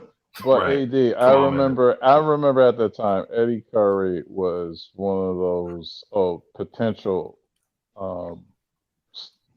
young stars. Because remember, he was straight out of high school, and every time he played the Knicks, he would bust us. He would murder the Knicks. He would bust us. Him and that dude, Marcus Fizer. Remember Marcus Fizer played for the Bulls too? The Knicks could not get a rebound. Legit Eddie Curry and Marcus Fizer. Marcus Fizer was they say he was 6'7", but Marcus Fizer was like 6'5", about 255. 6'5", something like that. Yeah, man. That dude, bro. AD, I gotta know, is that Pepto-Bismol that you're drinking? No. Yes. You bad stomach having, man. What are you eating, man? Early. Pepto-Bismol early. Yes. What's messing up your stomach, man? Like, come on, you ain't getting no greens, no, you know, in your diet, man. Come on, man. Actually, I'm too much vegetation. Actually, this is just some sparkling ice water. Actually. Hey, so Mo, they say you look like Tim Hardaway Jr. You bullshit. That's what I get, man. I get that every now and then. You know what I? You know what? He had 2 different numbers. He had like 5, and then when he came back, he was number 3. Number 3. No. You know who Mo looked like? Everybody go Google the Moonlight cover. Remember that movie Moonlight? And look at that cover. He looks like dude. Oh gosh. And no, I did not watch that movie. Yeah, I didn't watch it either. Yo, when I shave, people say I look like Fat Joe. I don't see it at all. You like Cartman, man, from South Park. But I what keep telling you happened, that. Freezy? I opened up the TV one day and I'm like, what's going on with Freezy? For a moment, I didn't realize that you had on the glasses, you didn't shade the beard and everything, whatever, until CP said something. I was like, oh yeah, Freezy did. It was coincidence. So I shaved, and then I did a show, and then my glasses came in, and then I did a show. I think it just amplifies the Heavy D resemblance. Diggity D, we got our own thing. Yeah, so you just look more like Heavy D, man. God rest the dead. He feel good music, brother. Yo, feel good music. Man, yeah, man. So one thing I love about this channel, like y'all, like it's like the old heads, like y'all really, like, with all due respect, the old heads, y'all like give us like kind of just that talk about what was going on back in the day. Like I never really was around when Heavy D was doing this thing, so like I don't even know like his hits or nothing like that. So like I come here, I listen to y'all talk about the old Knicks, you know, the music back in the day, how things were. It's great, man. I like that's. I think that's like the niche that, you know, Blorange Till. That should be your assignment for the rest of the week, is to listen to some Heavy D. Right. No. He gotta watch the videos though, because with the that video, fat boy dance with all them fine women. Come on, I man. did see him on The Different World. Like he was making some moves on The Different World. Yeah, he was on one episode. It was like, whoa, hey, who's this guy? And Heavy was a big guy. He was our Lizzo. Right. Yeah. And the one thing that he used to say, and it's absolutely true, and I know this for a fact, ladies love a big guy that can dance. Yes. Right. And no lie. Yes. And this is what I'm telling y'all firsthand. Like I've not been a big guy my entire life, right? So you know, I kind of grew into being bigger and bigger, and so like I wasn't a chubby kid. Basically, is what I'm getting at. And after getting out of the military is when, man, Miss Mocha started cooking that mac and cheese, bro. I mean, but anyway. So I would go to the club and I'd be out there dancing, and my brother was a big guy his whole life, and he was like, "Yo, I'm gonna go out here and show these boys how to do it." And soon as he was a fly dude too, man. He always liked the silk shirts and the fancy loafers. That was his thing, right? You know what I'm saying? When they say his formal shirt and tie, he would show up with the handcrafted ascots and stuff. You know what I'm saying? That was him. Right, so he would get on the dance floor and be dancing, you know what I'm saying, like they would play like a Marvin Gaye song or whatever. Got to Give It Up. They would play Got to Give It Up. Doom, and he'd get out there. Yeah, and all the girls would just like, they couldn't help themselves. Excuse me, he'd be like the Pied Piper. They put their drinks down and then they would just go dance with him. I'm like, Dad, look at this.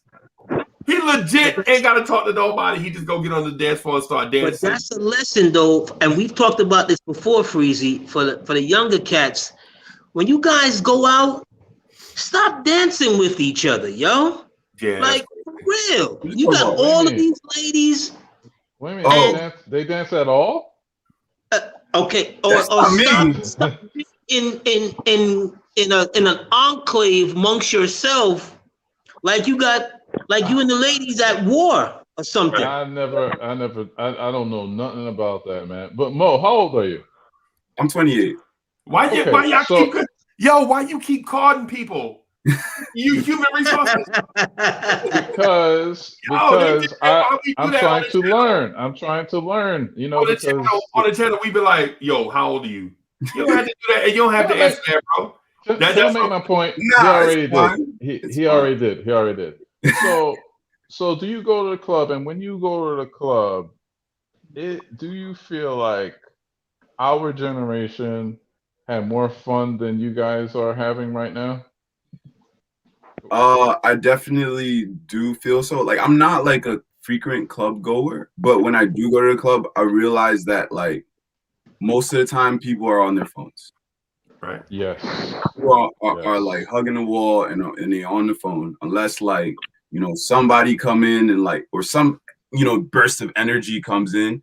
Like it's flatlined. Everybody's on the phone talking to their friends or with whoever they came with.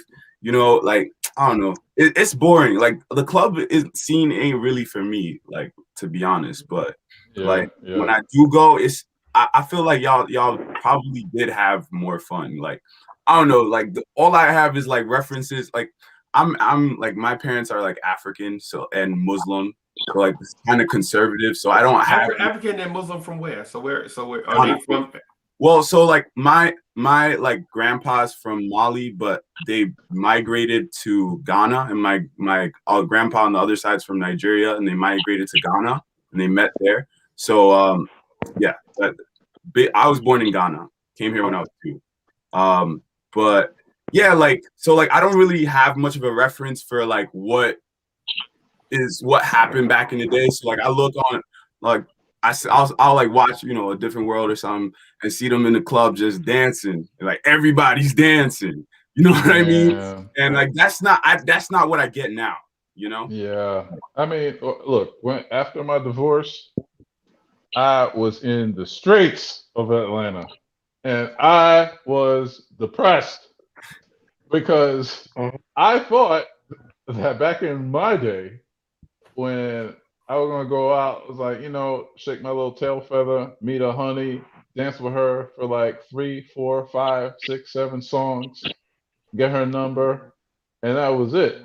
But like you said, everybody's on their phone, everybody's in the VIP suite, and the music is not danceable. Right. But I'm gonna tell you what. I'll tell you what. Like we get lit. Like we could get lit. Like our generation. Like when it's lit. Like we could get lit. Like for sure. We have our dances. We have like we can have fun. But like for the most part, like that phone thing is big. I think is. Here's my thing. As we're talking about, you guys can get lit or whatever. Now, I try not to consider myself an old fogey. Because I try to keep it ear to the street. I don't care how much black and mild you put in your hair, man. You are old, fogey. Yeah. You ain't fooling me, boss. But what I'm saying is this: at some point in time, for us, for our parents, the party breaks down into, I need to be close with this woman. Oh man. Does that still happen with you guys? Does the party break down? Is there like some nice mellow music that's gonna force you to be like this with that person?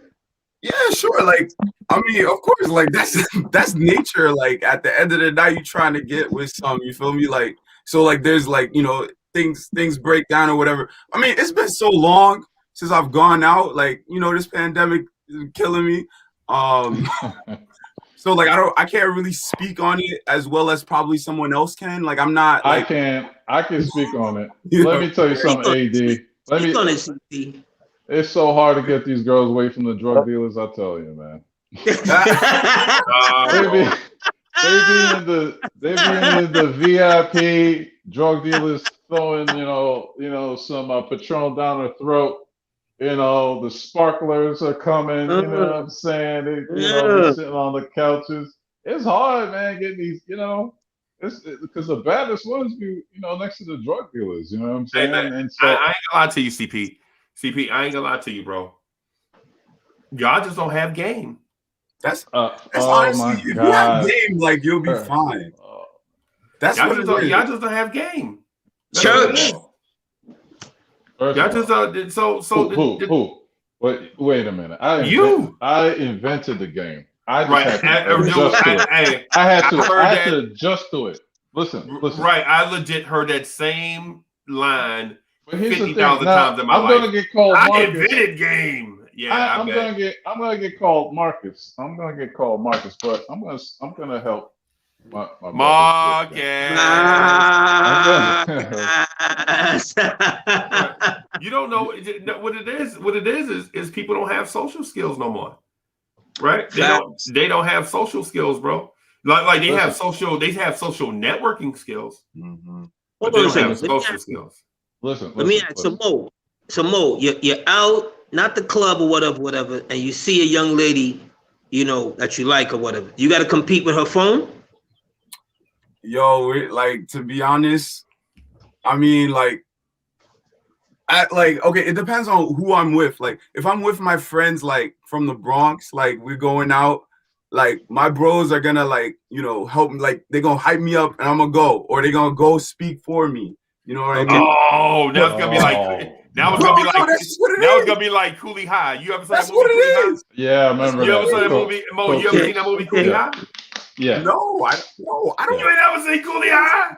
Never see Cooley High. No. Oh, You'll enjoy that, Mo. Now You'll enjoy it. you can't expect for Mo to see Cooley High, but if you did watch it, trust me, you would love that movie as well. right. Listen, I gotta get a list. listen. I know my baby is watching, but she knows how I talk. How you pick up women nowadays is with extreme confidence. Or Tinder. You what? Yes. Huh? Or Or Tinder. what? Or Tinder. No. Or Tinder. That's how I've been rocking. You said Tinder or bartender? No, Tinder. First of all, okay, The time out. app, time bro. out. The app. Time. Come on, bro. You sound like an old man. CP, come on. Listen to me. I've researched Tinder and I was on it once, just a week. And here's What the you thing. doing on? Hold on. What you doing on Tinder, CP? You got a girl.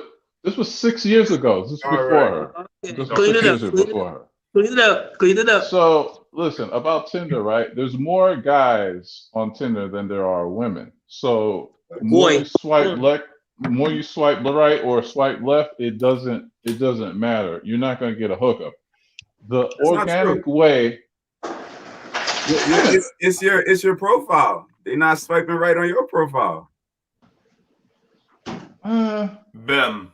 No, well, no, but here's the thing though. There's You're no not one popping, I bro. really no, you're missing the point. You're missing the point. Okay. I am not swiping right to get a connection because some of the girls are ugly. Fine women don't need Tinder because they're getting hollered at and they have the pick of the litter. I go for fine women. I don't go for like the average ones. I'm sorry. So I go find the 8s and above out in the streets. Or because my Instagram is popping, you know what I'm saying? Like they just come to me. The Instagram. They just come is to me. popping. Yeah, Instagram Instagram is popping. They just come to me. But getting back, so this is CP, some games for guys. CP. You said something, and I wanna get your thoughts on it. You said fine women. So when you look at a woman, what makes her physically fine to you? A cute face and a small waist. Okay. Small waist. Okay. I want no one with a gut. Sorry. If I'm going to be honest, like to each their own. What? Okay. So these comments that's true. These comments are strictly the comments of CP the artist, and not necessarily the words of Lawrence is. You know, it's funny. I was like, man, I do need a disclaimer. But getting back, you have to walk up with extreme confidence. You have to walk up with extreme confidence. When you come into a club area, look good, smell good, do not look thirsty. You go to the bar with confidence. The fine women, don't even look at them, right? When you see a fine woman, you make eye contact with her. This is what she's going to do. She's going to look. She's going to turn her head. When she looks back at you, you make your move. Say, hey, how you doing? Come here often. Whatever your open line is, right? But you do not act thirsty. Women get hit on 24/7 because of social media and everything. You have to have extreme confidence. Like you own the room. If you want to buy her a drink, go ahead, buy her a drink, but do not buy her friends drinks. If they thirsty, get a waiter, tell them to order their own drink. You use witty banter. You use witty banter. Make sure you're funny. Make sure you're funny. Make sure you're confident. Whatever. Get the number. Do not get her Instagram. If she gives you her, it's don't even follow back. Don't even waste your time. Fair. Don't even waste your time. So that's my one little tip. Well, CP, clearly you don't have game. Yeah, First of Freezy, all, I'm gonna need you in here, Freezy. Freezy, that your thing of game is for your age group. This is for the younger women. Younger women are totally different from the women that we grew up with. They're different. Women, it's a psychological game with younger women now. Oh. Confidence. These women got daddy issues, so you gotta act like you gotta act bigger than every guy in the room. You have to be that apex predator in the room. You have to move with confidence because women respect confidence. I get hit on at 45 years old, right? In my 40s, by 22-year-old women. Why? Because how I move is different from how all these dudes that they're not attracted to move. They go in the club, they act like boys, they act like whatever, and it's a turn off to a woman. So that's the opposite of like what when we went back in the day. Hey, can I get your number? Da da da. You get a number and you went on a date. It's a totally different game right now. Let me tell you something. Keep Miss Mocha, man, because you don't want to be out in these streets, bro. Bro, It's crazy. I'm gonna tell you. I'll tell you this. And so me and Miss Mocha are totally confident in our relationship, right? And we are totally confident in ourselves, right? It's one of the things that attract us to each other. Like legit, when I go in the other room, she legit, you know what I'm saying, be reaching out for me because there's an attraction there that goes beyond like physical attraction. There is we've been together for so long that we can't imagine this walk through our life without each other. Right? You know what I'm saying? And so the thing is with people and in relationships and things of that sort, man. CP, what I'm gonna do. Yo, look who it is! What's up, boss? What's up, fellas? Obi, what's good? What's good? How you doing today? Man, I'm doing good. Obi Toppin's in the thing? Hey, I'm sorry. So did you hear CP the artist trying to hit the game? Man, I'm sitting here listening to this. I'm like, oh my goodness. What is this? He's sending the fellas down the wrong path. That is not. Do not listen to anything CP just said. Right. If you are a brother of a certain age, that means 40 plus. You want peace in your life. You don't need a pretty trophy wife. You need peace. So, however that is packaged, I don't care what it looks like. If it is packaged nicely to your eye, and she has something smart to say, and not just going to look good on your arm. That's what you need in your life. You don't need. I've had the trophies, and they cost me more money and more of my sanity than anything else that I could. All this hair I used to have is gone because I had those beautiful women. This gray in my beard because I had that. I don't need that no more. I need something that is simple, smart, and intelligent that will love me as much as I'm gonna love her, and we good. All the other nonsense is superficial because if something happens to her, her face or her body, she gets sick, and then that falls apart. You gonna love her any less? I would hope not. But that's superficial stuff. That's superficial stuff. It's all about what's pleasing to the eye and to your brain. So you're okay with settling? That's not settling. And you know what? And so that's not settling. And so we have a channel designed for this called Chop It Up, and I'm not plugging it, but at the same time, man, we get on there, bro, and the conversations we have. Do people legit like the women? They get on there, be screaming. Put the link in the chat, Freezy. Hey, we gotta. What we have to do, man, is to come up with a day that we can all get together and just get on there and just be relaxed and just be ready to. But to real man talk.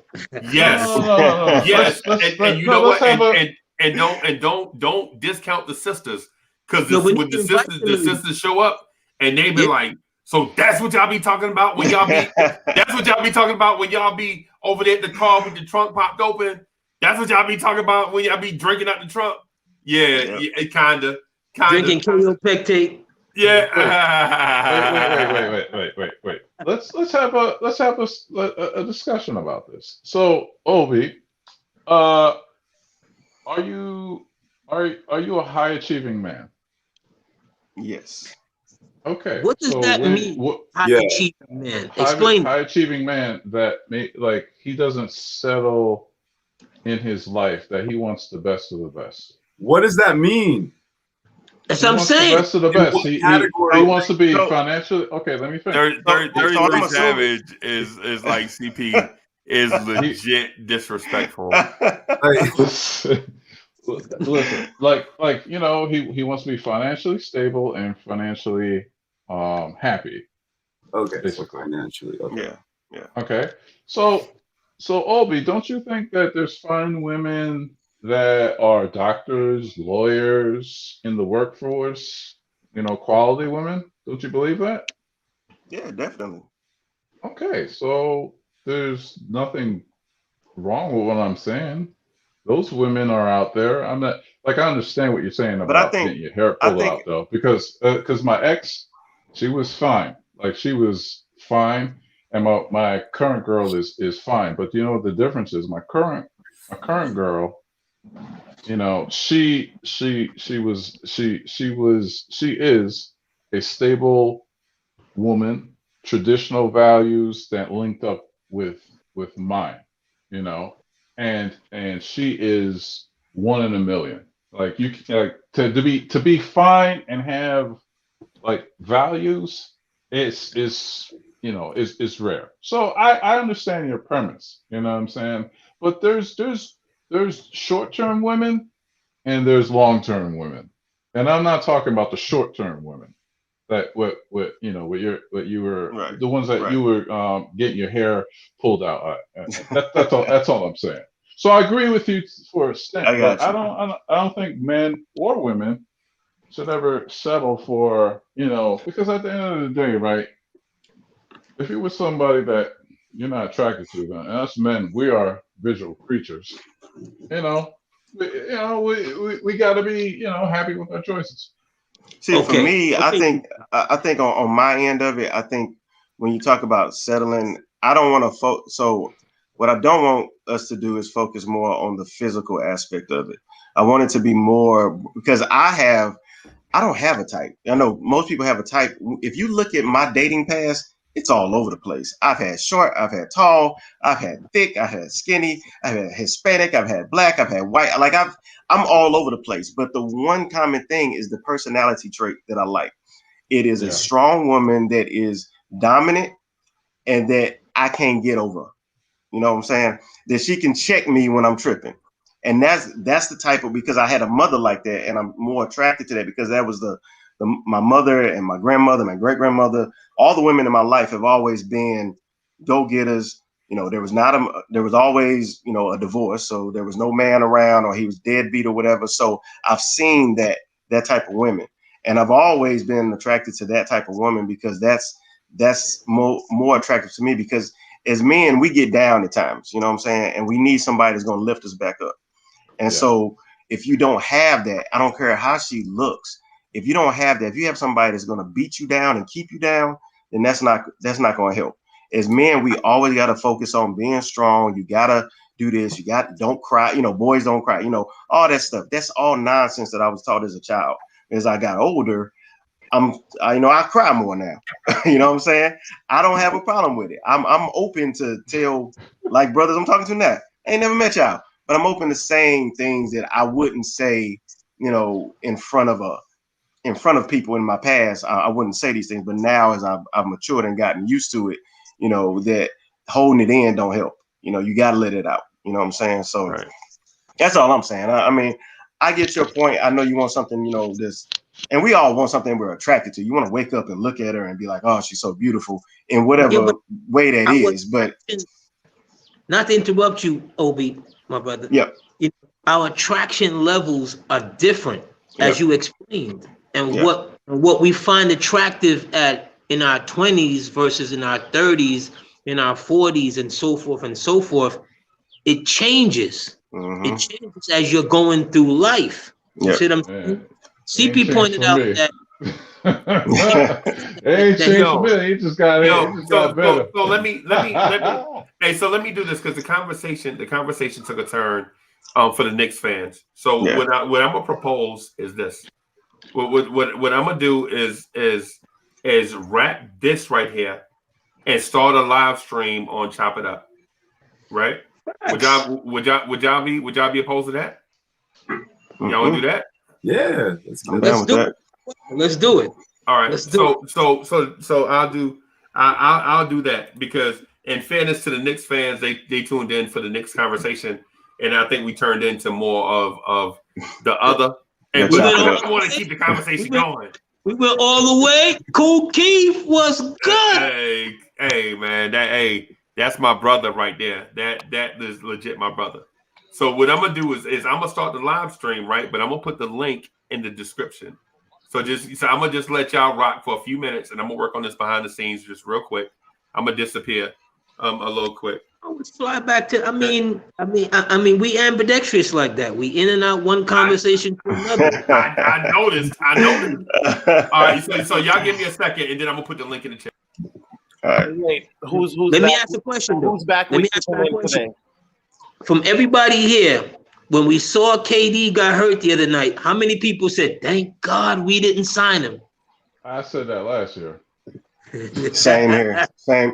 Like I feel like he damaged. Yeah, this ain't the one. Cat's been saying that. Yeah. Cat's been saying that. How many games he played this season? 23, I think. We good with Randle. We all right. And the thing is, too, is like like, look, he's getting blessed because he's a Brooklyn Net and he's not a Knick. That thing that he had with Rappaport, if he was a Knick, how big that would have been? Monstrous.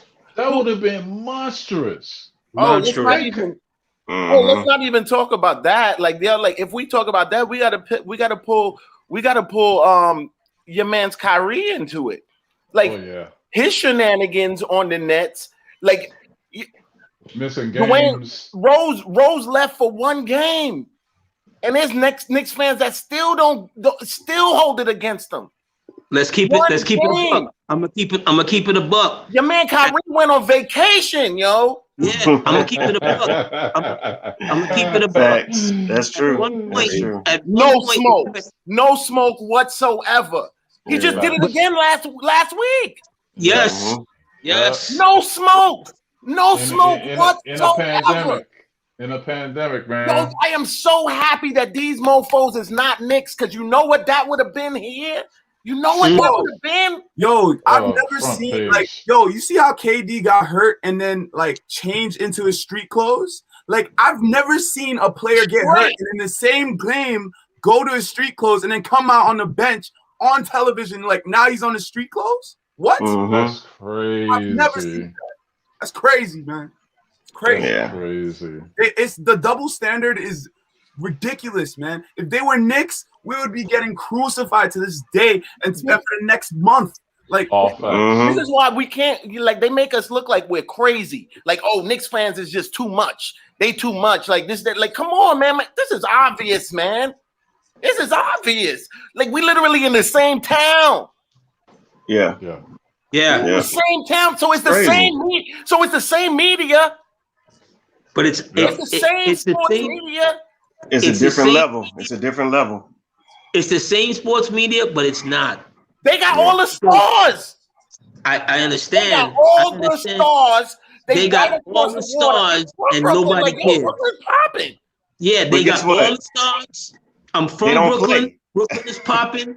Nobody cares. Yeah. But guess what? They don't play. I mean, you never know from night to night who's gonna be suited up. Like it's the dumbest thing. And if I was a Nets fan, I'd be ticked off because it's like, let's say you buy tickets and come to the game and you show up and you're all hype, you're gonna see Kyrie, and then you look over there and he's in street clothes. It's like You never can tell what's going to happen. So you think this team is going to win I know on paper it looks like, they're going to get one, but you can't just turn it on because the Clippers tried that. And guess what? They didn't win last year. Yeah, they tried that with the whole, that's not how it works. The management thing. Said about let's see how they come. Let's see how they look come playoff time. Come playoff time together like that though. They out there playing street ball they really like a rec team hooping. Like they're a really good rec team. Like what is their discernible style of play? Like I don't even really understand the Nets. To outscore everybody. Yeah, that's what that's it. Like we out at the park every Sunday. We just gotta outscore cats different ways. Like just outscore cats. That's it. What are the Nets, man? Like what? Like I'm not even scared of them cats. Like bring them on. Like let's do this. No, seriously, we roughed them up in 7 games. Just put your body on them cats. You be all right. Come on, man. Yeah. For real. Just put your body on them cats. They're not with the static at all. No, they're not built for it. They're not built for this. Because Harden already has a rep for not showing up in the playoffs. The only cats that really have done it is KD and Kyrie. But then you don't know where either of them are going to be emotionally from day to day. So you don't know what you're going to get. So if they're going to lean on Harden to try and pull them through, he ain't going to be able to do it. And they have no defense. And let them come to a team that got some real defense that locks them down. Like the Knicks, they came to us, when we played them, we were still trying to figure it out. I think finally we're starting to see that we got it figured out a little bit. We still got some holes that we need to fill. But at the end of the day, this is a defense unlike no other in this league. So if you get hit with a defense like this, especially, I don't think we're going to see them in the first round, but let's say we do see them in the first round. After we beat them up, whether we win or lose, they ain't going to have enough left to go in the tank for the second round because whoever they don't come, because defense is locked down in the playoffs. Everybody just focuses a little bit more. But so the one thing that they got the respect of the officials because of who they are. I was just about to say in their pocket. In their pocket. Like we got the refs. Yeah, I wouldn't want now know us as a physical team.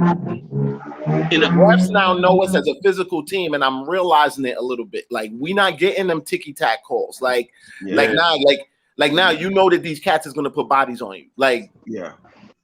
I'm looking for harder fouls now. Like you're not looking for no Frank hand fouls. You're looking for harder fouls now because you know the team is a defensive team. And they're letting Taj rock with the hand on the post. Like you can hand check and everything. Like Taj is doing whatever he wants to do. But I love it. I love the reputation that we're setting for ourselves. It's very good. We needed to actually have it be consistent.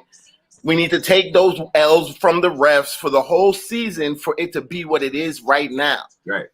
Okay, this is how they play. The whole league sees how they play, so the refs have to be you're not surprising the team that's coming to play you.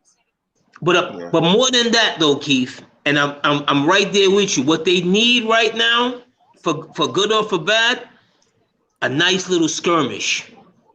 Yeah, I would love that. I like what for you.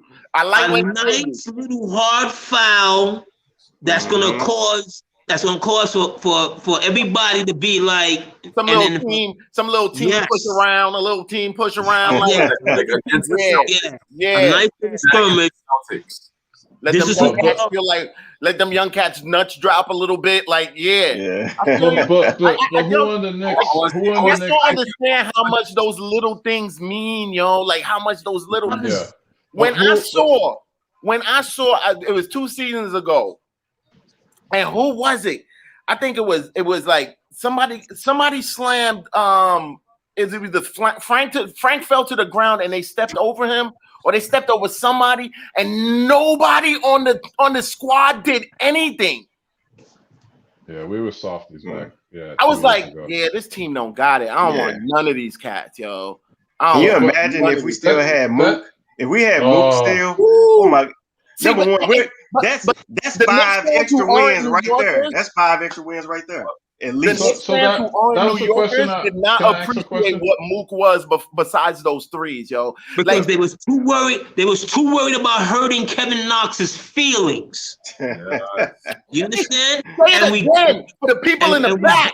And we gave him up. And we gave him up for a first round pick. Don't get me wrong. Turned into quickly. It's quickly. Yeah. Don't get me wrong. That deal that the Clippers end up giving him. Not to say I would have gave him a 4-year deal, but I would have absolutely presented him with a deal. Absolutely. Yeah, he's because worth it. We needed that kind of you're not gonna do what you do. We needed the that most kind of comfortable cat in a Knicks jersey that we've seen in years, bro. Yeah, He was home. Mook was home, and you could feel it. Yeah. Yo, when he popped Justin Anderson on the head with the ball in preseason, I loved preseason. I loved it. I know Captain Dave. I love that joint. I quietly loved it. I was hoping that they worked their way out to keep Mook because, like, that spirit, man. Like, you gotta be a certain kind of guy to and it's not. It's talent, yes, but it's something else there. Like, that's another reason why I'm against Cat because he just don't have that other thing. No. Like, I don't like that. Here's my question. Here's my question. AD, to your point. So who is the guy that's going to start the skirmish on our team? Taj. Start the skirmish? Yeah. Is Taj the hothead? We need a hothead. I feel like we don't got the hothead yet. Yeah, I don't think we got. I don't think we got one. We one. don't got the hothead yet. That, like, No, I got him. Taj is from Brooklyn, and you won't believe who I'm gonna say. Who? Elfrid Payton, because he did throw. He did throw. Why is that? Okay. I think that Elf is soft. Elf is not soft, yo. Elfrid is not soft. Elf is not soft. Yeah. He threw dude in midair, man. How y'all feel? He ain't soft. Okay. Elf ain't soft. But I still feel like we don't got that hothead that got like a short fuse. That's the piece that we missing. And we need a crazy guy. That's the piece we missing. The crazy guy. I said Taj because him being a relevant elder statesman. Right. That's why I said Taj. Yeah, and, like Taj, and the kind of role he plays anyway. He's a brute force, tough. You know, I gotta foul you. I gotta get the maximize the most I can in my 20-25 minutes. So why not Taj?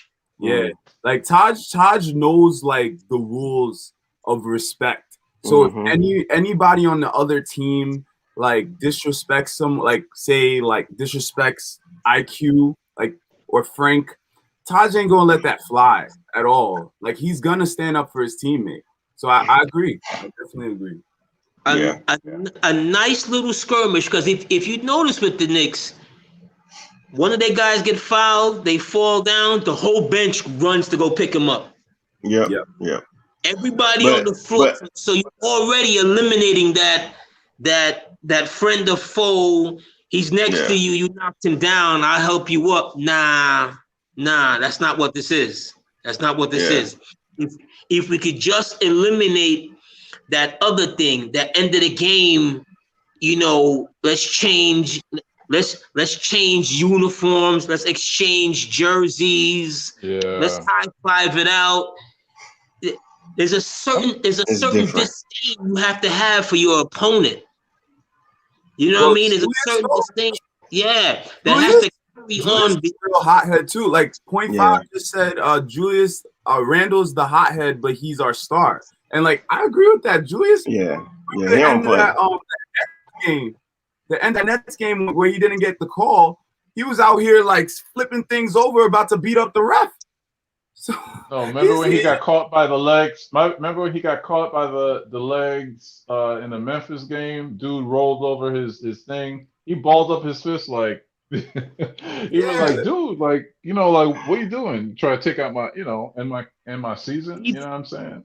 Even RJ, if you notice RJ and the cameras be picking it up good, there's a certain snarl when he's hot and he's like, yo, like get out of my way kind of movements. Is like, okay, He's got it. But, Okay. but I think that there's a difference. There's a difference between guys who will take that snarl and channel his energy into playing basketball versus the guy who will channel it to intimidate you. You know what I mean? There's a difference. You know what I'm saying? Like there's some people that you say the wrong thing, like yo, they throwing chairs, they trying to, you know, they're trying to end you. You know what I'm saying? But there's some guys who like Jordan threw like maybe a handful of punches in his whole career. Yeah. But he hated his opponents, and he had Oakley at one point to do that. He had his his man, the Bulls really didn't have they didn't have enforcers besides Oakley at the time. Yeah. Oakley, Xavier McDaniels, Cliff Livingston. Yeah, it was just a bunch of it was just levels of thuggery. It was really only two cats on those Knicks that had skill for real. Like it was Starks, it was Ewing and Starks off the bench were really like to me the basketball talent, even though there was slight goonery inside of Ewing himself, but like it was them two and everybody else was really kind of like 75% goon. Yes. Mm-hmm. Yes. Mm-hmm. Yes. Yeah. Because that's the only reason why Charles Oakley is even talked about today. But they matched his stats. Don't make him as your team constructing. You have to match guys who your star player is to match his personality. Ewing was a goon inside. He came from Georgetown with Michael Graham. From Kingston, Jamaica, man. He came from Kingston, Jamaica. Let's not forget that. He was a goon. So you had to put like-minded guys next to him. Their only mistake was, the Charles Smith thing, because he didn't match his personality. So as you're putting guys next to Randle, okay, we may not like a Bullock, but guess what? Bullock matches his personality. You see what I'm saying? He reads him well. He knows how to play off Bullock. Speaking of Bullock, man, I got mad at him when Luka was like, he hit a shot and he looked dead in his face up the court. And I'm like, bro, if you don't put this little, white boy in his place, man, I'm like, come on, man. Wow. Man, he was ice grilling him. Luka hit a shot on him, and he was disrespecting him, man. I was like, all right, politically incorrect. I'm sorry. Don't mean it that way. But you know what I'm saying? CP, come on, man. But hold on, though.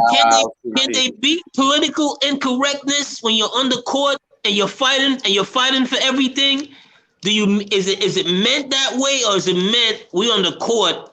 Because I played, you know what I'm saying? And when I was on the court, I would say some of the foulest stuff to get my opponent where I needed him to be. Hey, look. There's a line. I feel like if you big enough and you feel like you're not gonna get hooked off on, go ahead, say it. Go ahead, say it. All right, I need to know what's on your mind. Look. There's certain trigger words that that will trigger a person to want to kill you. So you have to like I remember I dunked on this dude and he jumped with me and I called him stupid. Ooh, man. You ain't dunked on nothing. I'm about to text you a picture of me dunking, man. Text you a picture of me dunking, man. Was it 9 foot or 10 foot? Was it 9 foot? It was 11-foot rim. It was 11-foot rim, man. It was 11-foot rim, and I think, man, look, how far is South Carolina from Freezy? I'll come and see you, man. I'll take that drive. CP, Niggas hold from on. the 90s would get cats assault charges now in Yes. today's NBA. Yes. Listen, Freezy. I will drive to South Carolina with a diaper on. I will take no stops. Oh my God. Drag you out, knock on your door. Hello, Miss Mocha. Excuse me. Go straight to your thing while you straight to your room with the thing. CP. Drag you out the house, and I'll take you on one-on-one. Go ahead, bro. That was strange. Okay. It's gonna happen. It's gonna happen, man. I'm telling you, man. Don't let me do it. Hey, do y'all remember? Do y'all remember when Sim busted Isaiah on that video? That was tragic. Yo, just to follow up on what I said, I'm putting the link to the Chop It Up live stream in the chat for those that want to come over, and because since this is a Knicks podcast, and the conversation we having is probably more so of a Chop It Up, I want to end it here and then move it over to Chop It Up, and then that way for the Knicks fans that you know what I'm saying, just jump on for Knicks stuff. They'll get. We're rolling with the Knicks right now. We're rolling with the Knicks right now. CP, click on the link. Man, I got no time for you, man. I gave you 3 hours of my day, bro. So you have 3.5 hours on my day, man. Okay. All right. I love you. I love you. We'll holler at you. All right. We got to hit the link. Yeah. Hey, CP thought I was playing. CP thought I was playing. So I would. Now he mad. You know he gonna text me later on. Like, why you play me like that in front of everybody? But if you click on the link, man, everybody that want to continue the conversation on the other joint, it'll be. Let me see. Let me go back to it. Let me go. So just click on that link. All right. And it'll take you there. Yeah. So who gonna talk Knicks? I'm gonna end the Knicks live stream. You gonna end the next live stream? All right. Yeah, but how you gonna do that? I mean, how you gonna do that to the fans, baby? You know, bro, they like how we rolling, man. Bro, we legit talked about 30 minutes Knicks and 2 hours. You know what I'm saying? And so I would love to talk either. You know what I'm saying? But you know what I'm saying, for those that, you know. I'm rolling with you, Freezy. Whatever. Yeah, man. Come on up, because I want to bring Free Keith. I want to bring Free Keith into this thing, man. What happened? Yo, before you got here, like I was legit trying to get into a Julius Randle is the league MVP conversation, right? I couldn't get into it, and I know it sounds preposterous, right? Why does it sound preposterous? Bro, I couldn't get into it to build on it. Right, I couldn't get into it to build on it because the conversation was more so about how CP the artist is whatever with women. You know, is Marcus? Yeah, and so I'm like, yo, we gotta talk. And people in the chat was like, yo, what is this? Is this a lifestyle channel now, or is this the you know what I'm saying? Because legit, I was in the virtual chat with everybody else, just chopping it up, trying to, you know, talk about the Knicks or whatever. And my man was like, yeah, you know, I dress good, I smell good, you know what I'm saying? I'll be macking on the women. And I was like, yo, but Julius Randle for MVP. And he's like, nah, don't nobody want to talk about that. So hold on. Nobody want to dress good and smell good for the ladies no more? Where are we? What is this a blast from the past? What's going on? What's good? Right. Nah. So it's one of them. It's one of them deals. Like, hold on. Let me address China.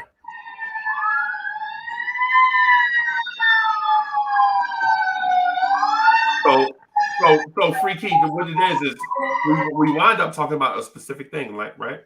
Like what we start talking about is game, and what is it? Game. You heard me. Game. Do you have any? Right? Do it take game to do whatever? And I'm like, well, the Knicks can make the NBA Finals if the pathway is right, right? So my thing is the thing I want to talk about was if the Knicks get the 4th seed, bro, we can turn this thing into 1999 all over again. Yes. Right? And the pathway. If we get the 4th seed, we go into the NBA Finals. Bro, y'all wildin', yo. Y'all I'm telling you. Yo, I'm gonna say it right now. I'm gonna say it right now. I'm gonna say it right now. I don't even care about being wrong or right if it don't come through. Like, holler at me, take me down, whatever. Y'all get this one. I tell you right now, if we enter into this year's playoffs in the 4th seed, we go into the finals. Bam. I'm telling you, there's a pathway. There is a pathway. So I think a lot of people think, all right, so we played the Hawks when they were trash. They had a coach that wasn't using them right. The Hawks are different now. So we haven't really seen them in person, you know, and I was checking them out the other day, and I'm liking how they're playing now. Like they're using the pieces right. Like Capella's actually being used now. You know what I'm saying? And so that could be a little bit different. I think we think, you know, the Hawks is an easy out. I forget who's the other team. Boston might be an easy out. I don't really know. You know what I'm saying? I think Boston made some nice little changes, and I think Atlanta with the coaching change made a nice change. So it might be a little bit different. I agree. If we get in the first round, we could be a team that, you know, we're not going to be, we ain't going to be swept. You know what I'm saying? It's going to be a tough series. If we get out of that, then we got to see what happens after that. I don't know. We are a half game out the 4th right now.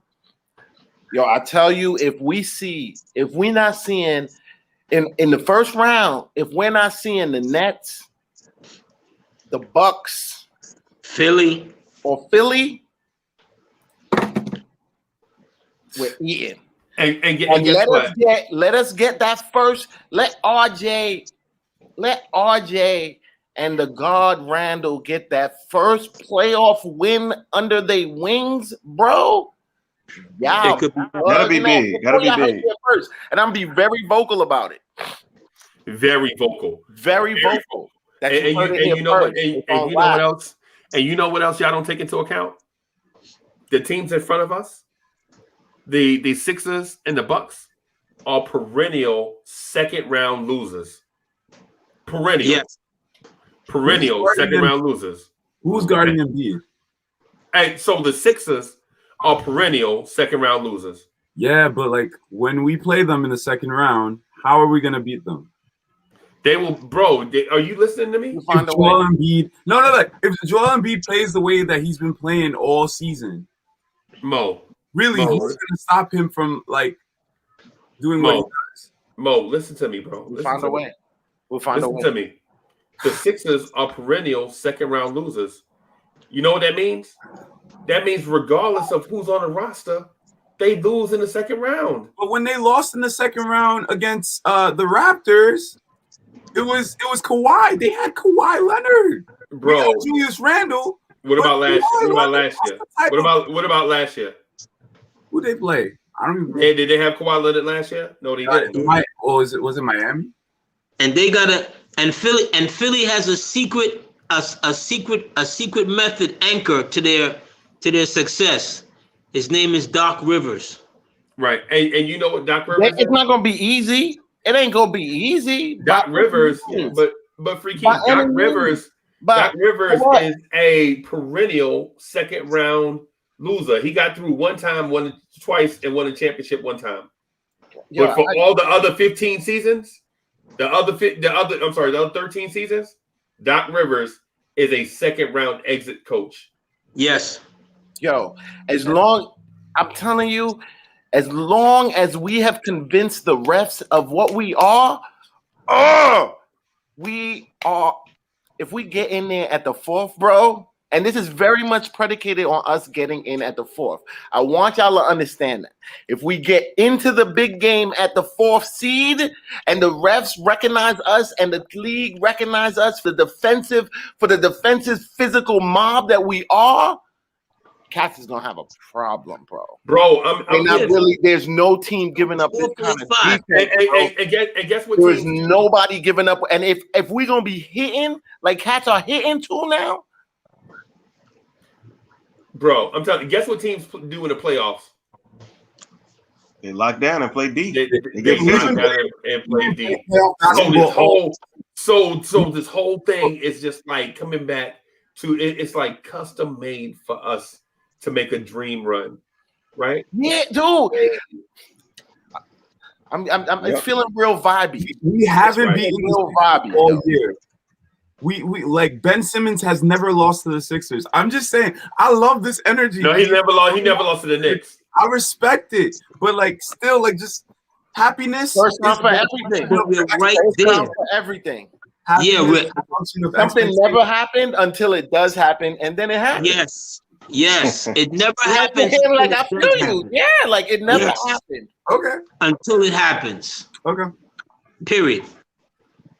And then you start something new. You know what I'm saying? I'm old enough to remember Boston beat the Knicks like 23 straight games or 26 straight games.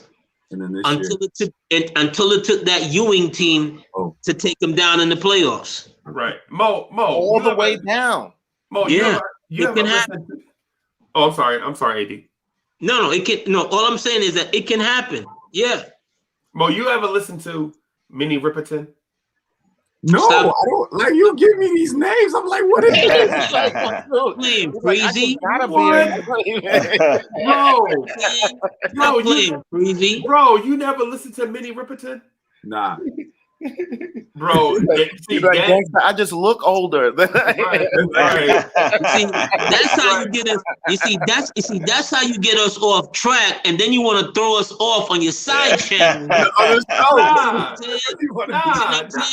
You done brought in Minnie Riperton in there, like some of us don't. You know what I'm saying? Savage Garden. You know what I'm saying? All of these. You know what I'm saying? Bro, don't do that, crazy. I'm just saying, like what I'm saying is when you like back in the day, you used to take the Minnie Riperton record out the plastic, right?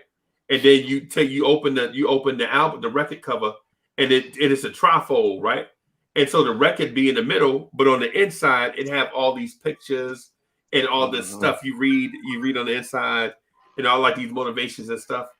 And so the reason why I asked Mo that is because when you listen to artists like Minnie Riperton, it make you believe the impossible, right? It make you believe like everything that people said is impossible to you, and it always seemed possible to everybody else.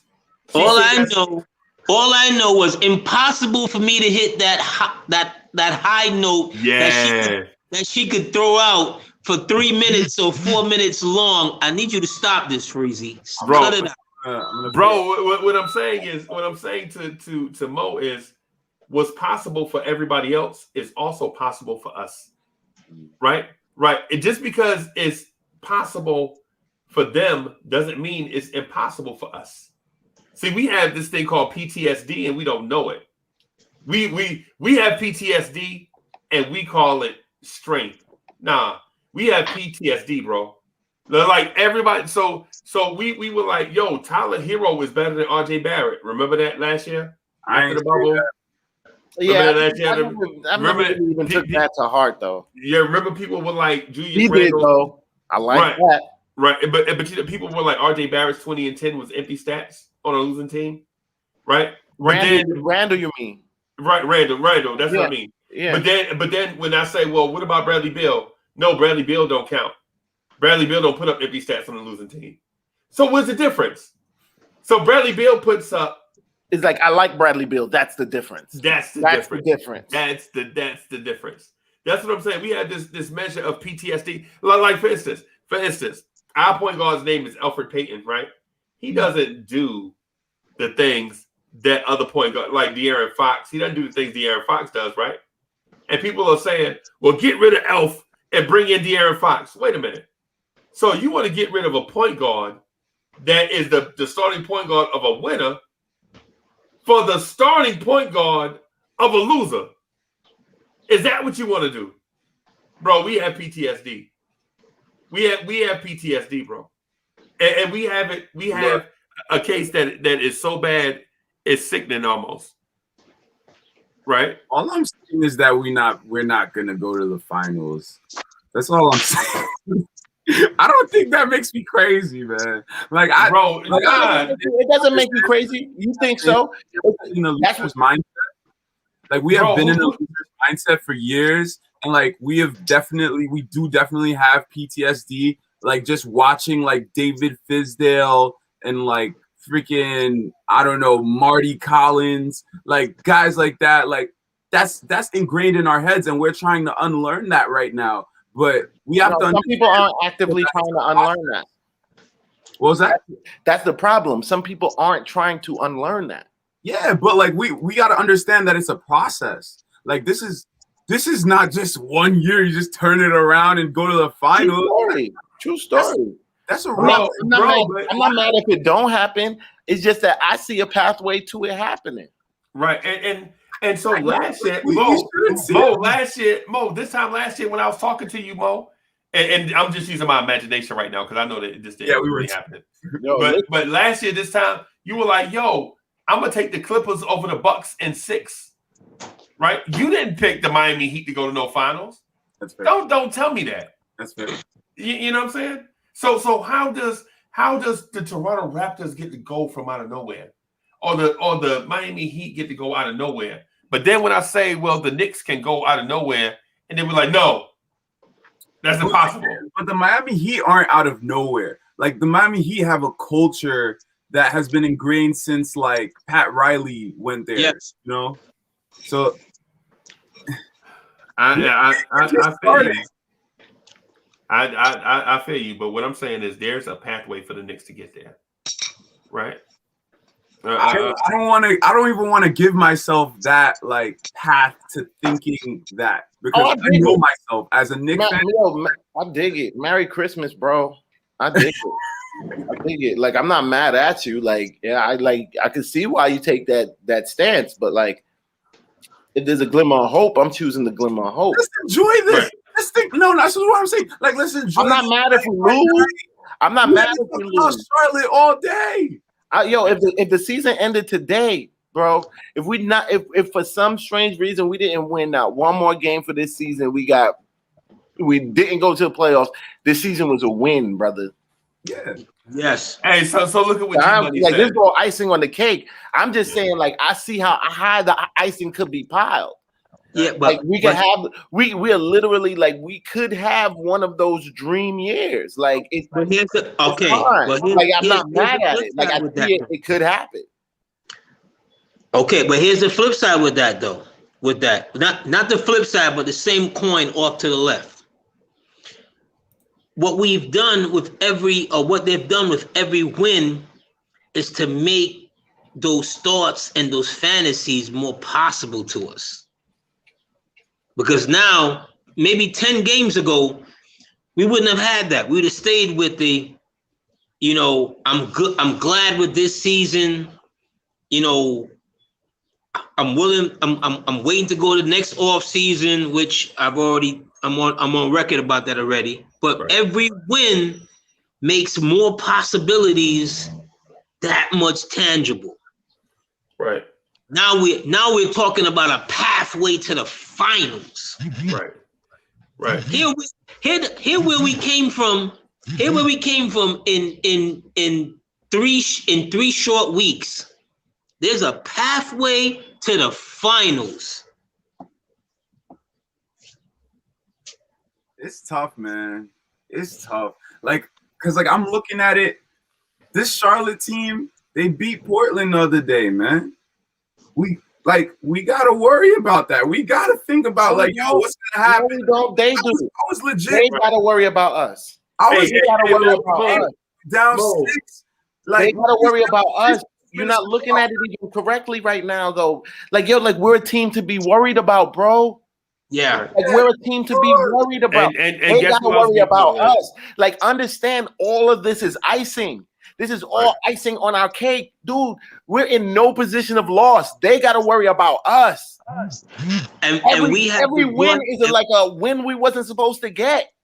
And we have the one thing that no one else has, or few teams have. We play lockdown defense. Right. Defense travels, bro. When three-pointers ain't falling, guess what? Gregory. Yeah. Yo, I'm a believer. I'm just saying. I'm just trying to like temper. I ain't Like, even trying to convince you. I can understand why you where you at though. I understand it. I dig it. We understand you.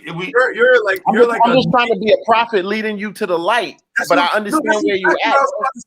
That's what I was about to say. You are a leader. So like people are going to like take your thought process and they're going to follow it and they're going to spread it out and it's going to spread like wildfire. I'm trying to like, I don't want people to be like, oh, Knicks fans are saying they're going to make the finals, because that's what it's going to be.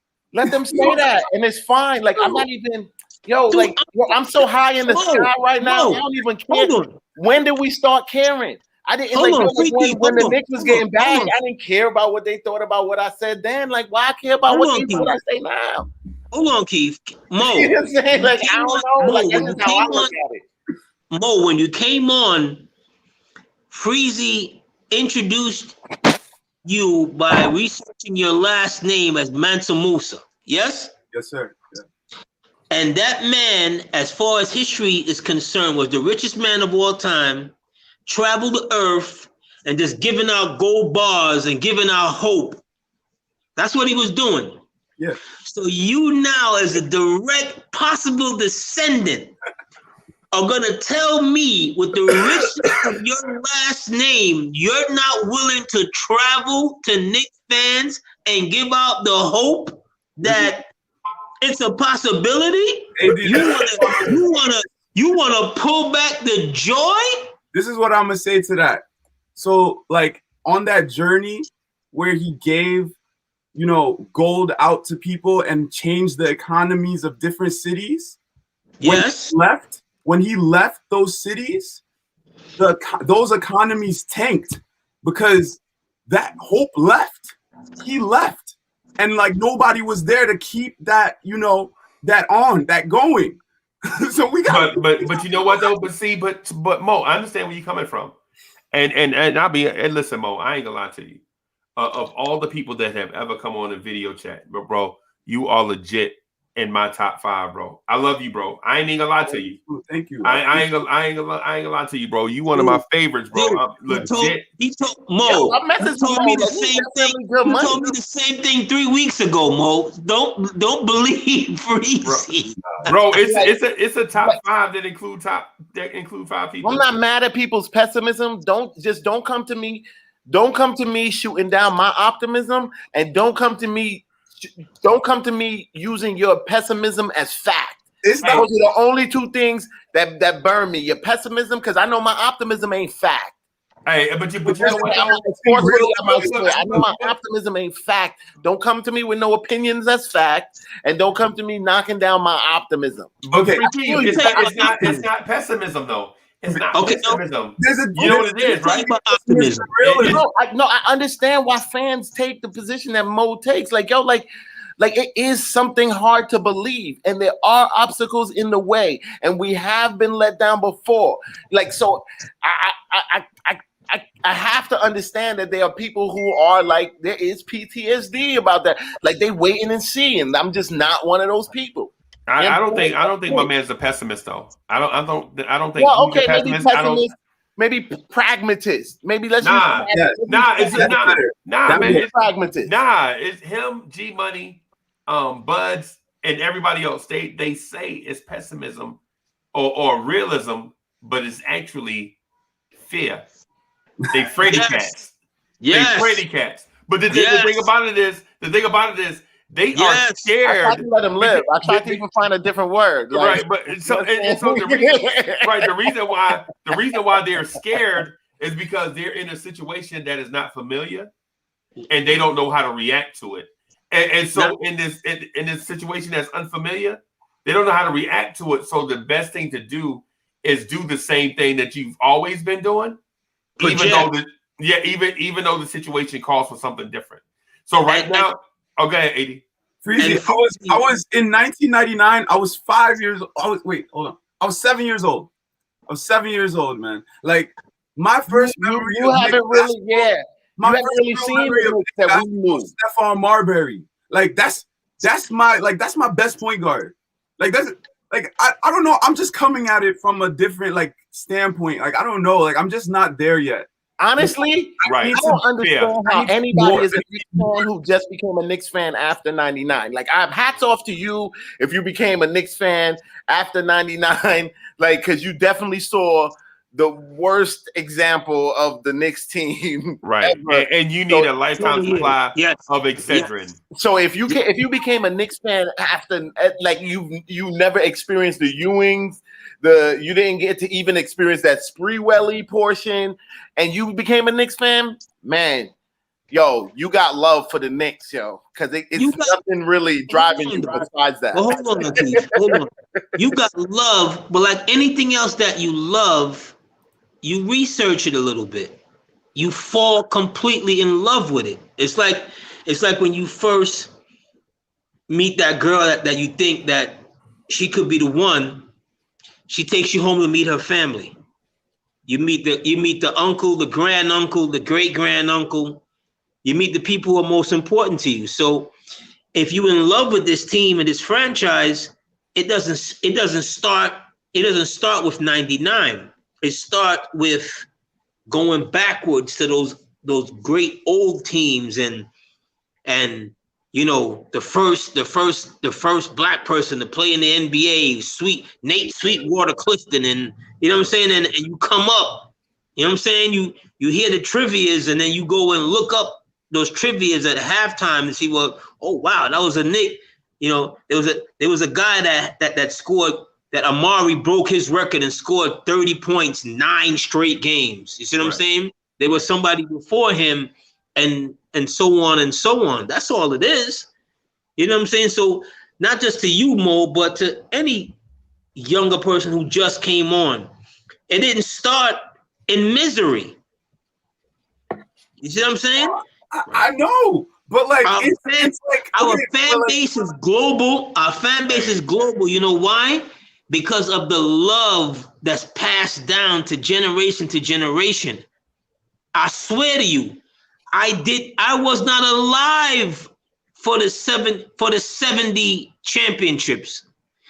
But by the time my mom's bust me out when she did, from ever since then, I've been indoctrinated in that life to where I could swear I remember 73. And it's impossible for me to remember 73. But I can swear to you, I remember 73. No, but like,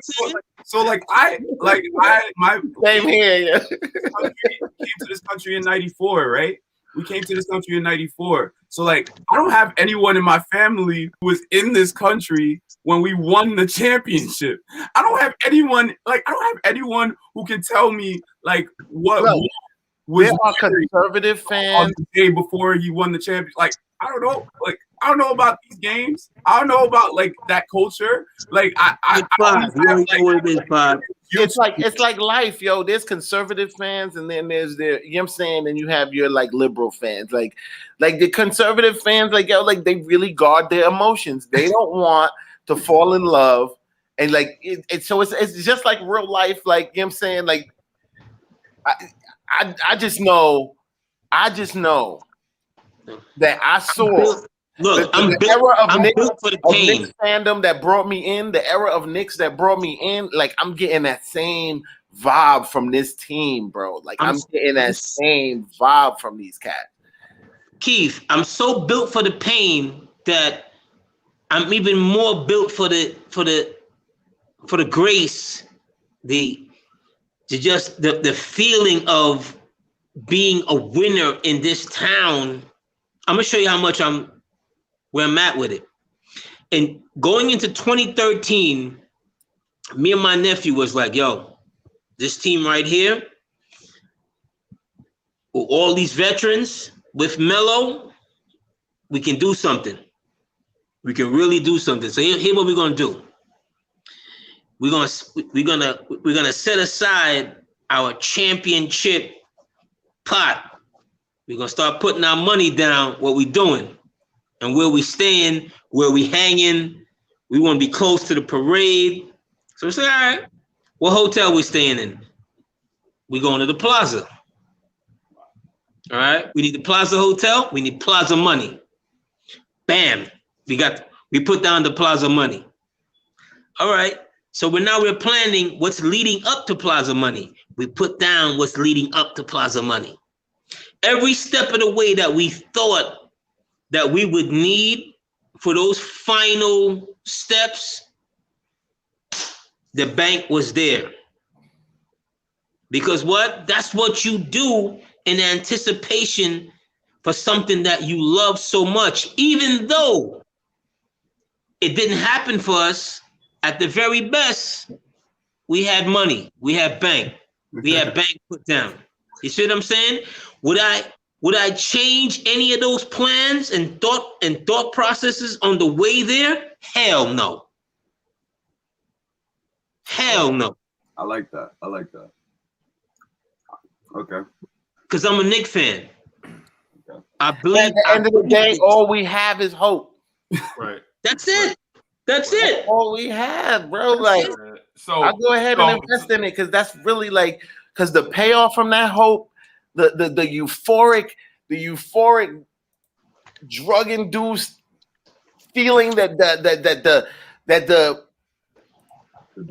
when you get that hope realized, what? I saw Tom Brady throw the Lombardi trophy from one boat to another. To another boat. Okay. What that tells me I can go back in the days when I was, watching the Yankees and Reggie Jackson clinch the World Series and we storm the field. Okay? Right. We storm the field. I'm next to you, Freezy. You got the trophy in one hand. Free Keith, you got the trophy down by the grip on the bottom. I done probably got into like 10 fights with security.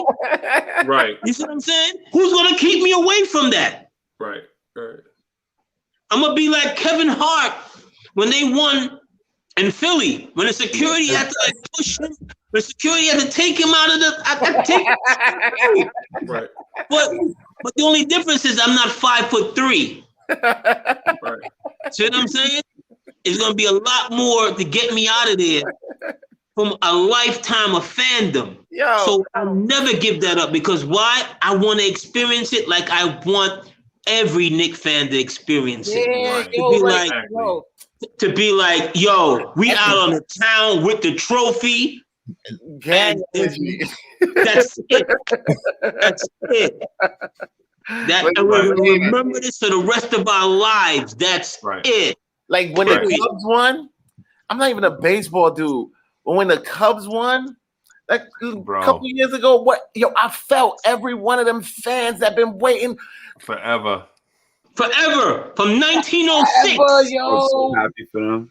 Right. I can't even imagine that how you feel at that moment. Like, yeah, you ain't the one, you ain't playing on the team, but like something that you've invested in emotionally, energy. Like, yeah. So yeah, I understand both sides. Yo, so I'm gonna wrap up right here, and then I'm gonna jump over to the other joint. You's a chump. Nah, dog. Man, I got to because I put the thing out. They egged me on to do it. And I put the thing. I can't cancel it. Hold on, put it out again. I was cruising on here, and then the conversation went in a different direction. So then what we do? Do we cancel? Do we cut this off? Freezy, you were moving too fast, and you know how we do. You know how we do. We go in, out, in. Nah, because I was cruising, and then the chat was like, "Yo, y'all talking about lifestyle on here," and you know what I'm saying? I was like, "Man, come on." Put the link. Put the link in again. So it's in. Hold on, let me do this thing right here. I'm gonna pin it. I'm gonna pin it up here. Just give me a second. And why are you doing that? You can't tell me as Knicks fans you haven't thought about what it is to win the championship in your lifetime. You see what I'm saying? You can't. None of y'all can't tell me that. Keith already told me what it would be. Freezy. Yeah, I thought about it. Yeah, it would be special because that run and when Starks had his night, like I was so ready for all my friends to shut up. You know, I grew up in St. Louis, so I was pretty much surrounded by a lot of Laker and Chicago Bulls fans. So you know, I was eating crow every day. Everybody was always talking noise and always another city that deserves a basketball team. Another city. Yes. Another city. Like, and we talk about the Minnesota Timberwolves. I know COVID kind of messed things up, but it's time for at least 2 more franchises, at least. Like Seattle needs theirs back, and St. Louis definitely needs one. Kansas City. It's time. You got to give Kansas City a team. Yeah. They can take it too. AD, Kansas City, they won a championship in 2 sports, bro. Mm-hmm. No, no. Don't get me wrong. I'm not talking about the love for the fandom of the fandom. I'm talking about what the league has forgotten since the 80s and the 90s is that rivalries, natural rivalries like Brooklyn and the Knicks, even though we don't got those kind of players on here, it's a natural extra shove, a natural extra, and they haven't capitalized on that. You see what I'm saying? To push that, because why? With expansion, you dilute the product.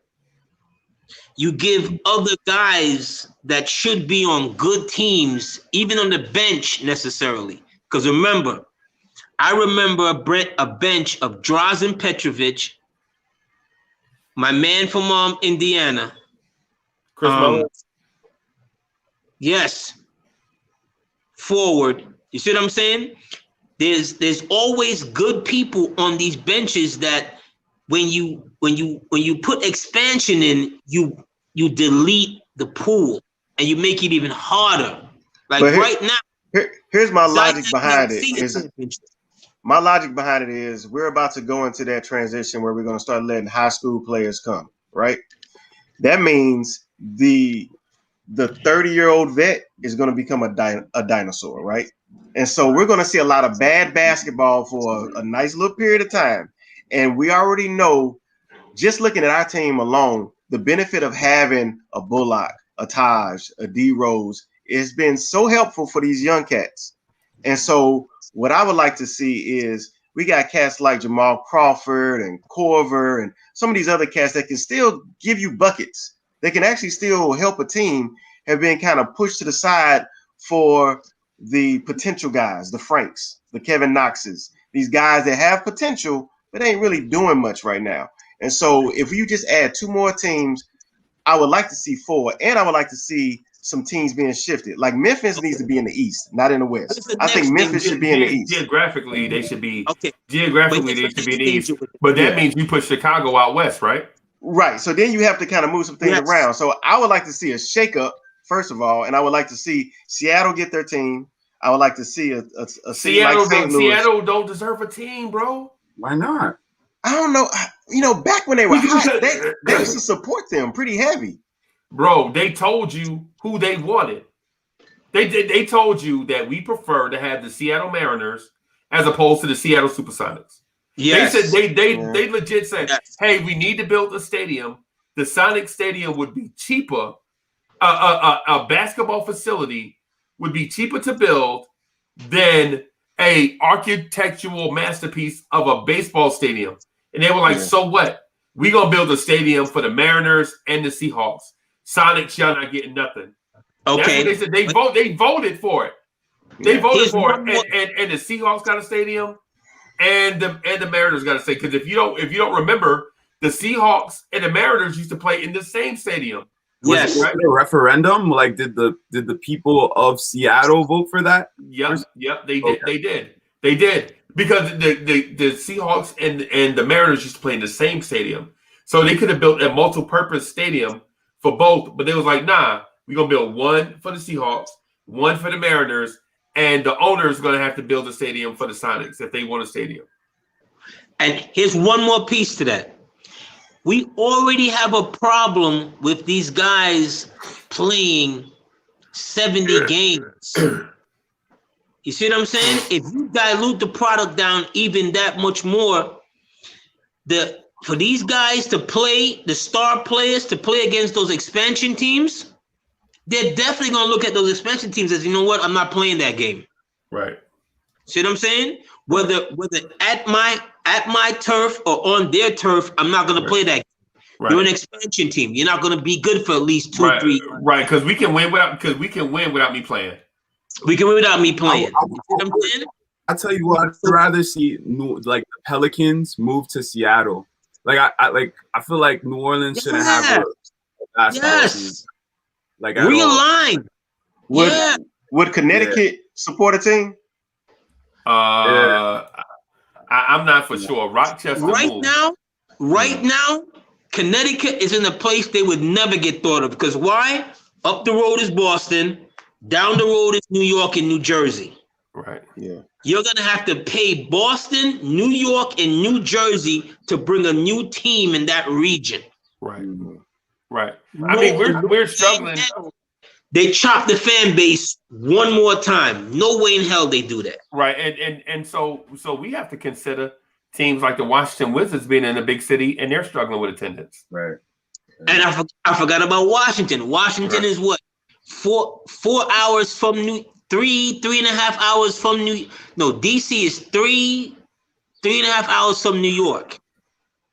So you throw DC into the mix. There's no way they drop another team right here, in that tri-state New England area, DMV area. No way. Right. Now, because Philly is there already. Remember, they moved.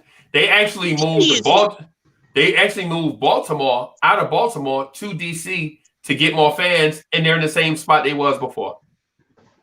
So, St. Louis. I mean, I'm sorry, not St. Louis, but Kansas City is the pick because they have fans. Yeah, they have they would. Everything. Yeah, they would. So that team in New Orleans had previously failed. When they put a team back there, it made no sense. It made no sense. Right. It's not a basketball town. It is a football town. You know, if you notice, they don't even have baseball. They don't even have baseball down there. It's not a sports city at all, right? Because they don't. When the Saints weren't winning, they wasn't supporting. They not diehard. Now that Drew Brees is retired, you'll see. Mm-hmm. That's a college football town. That southeast region right down there. That's not baseball. Outside of Atlanta, that's not baseball. That's not basketball. That's football, and that's more so college football. Right. Hey, so I'm gonna go ahead and wrap up right here because I got people in the other chat waiting. Show me, Obi. I want you and AD and y'all roll over there because I want to jump on some of the things that y'all were talking about. The only reason why I'm doing it is because of the way the conversation went, and I don't. And so for those watching, I don't like leaving open-ended conversations.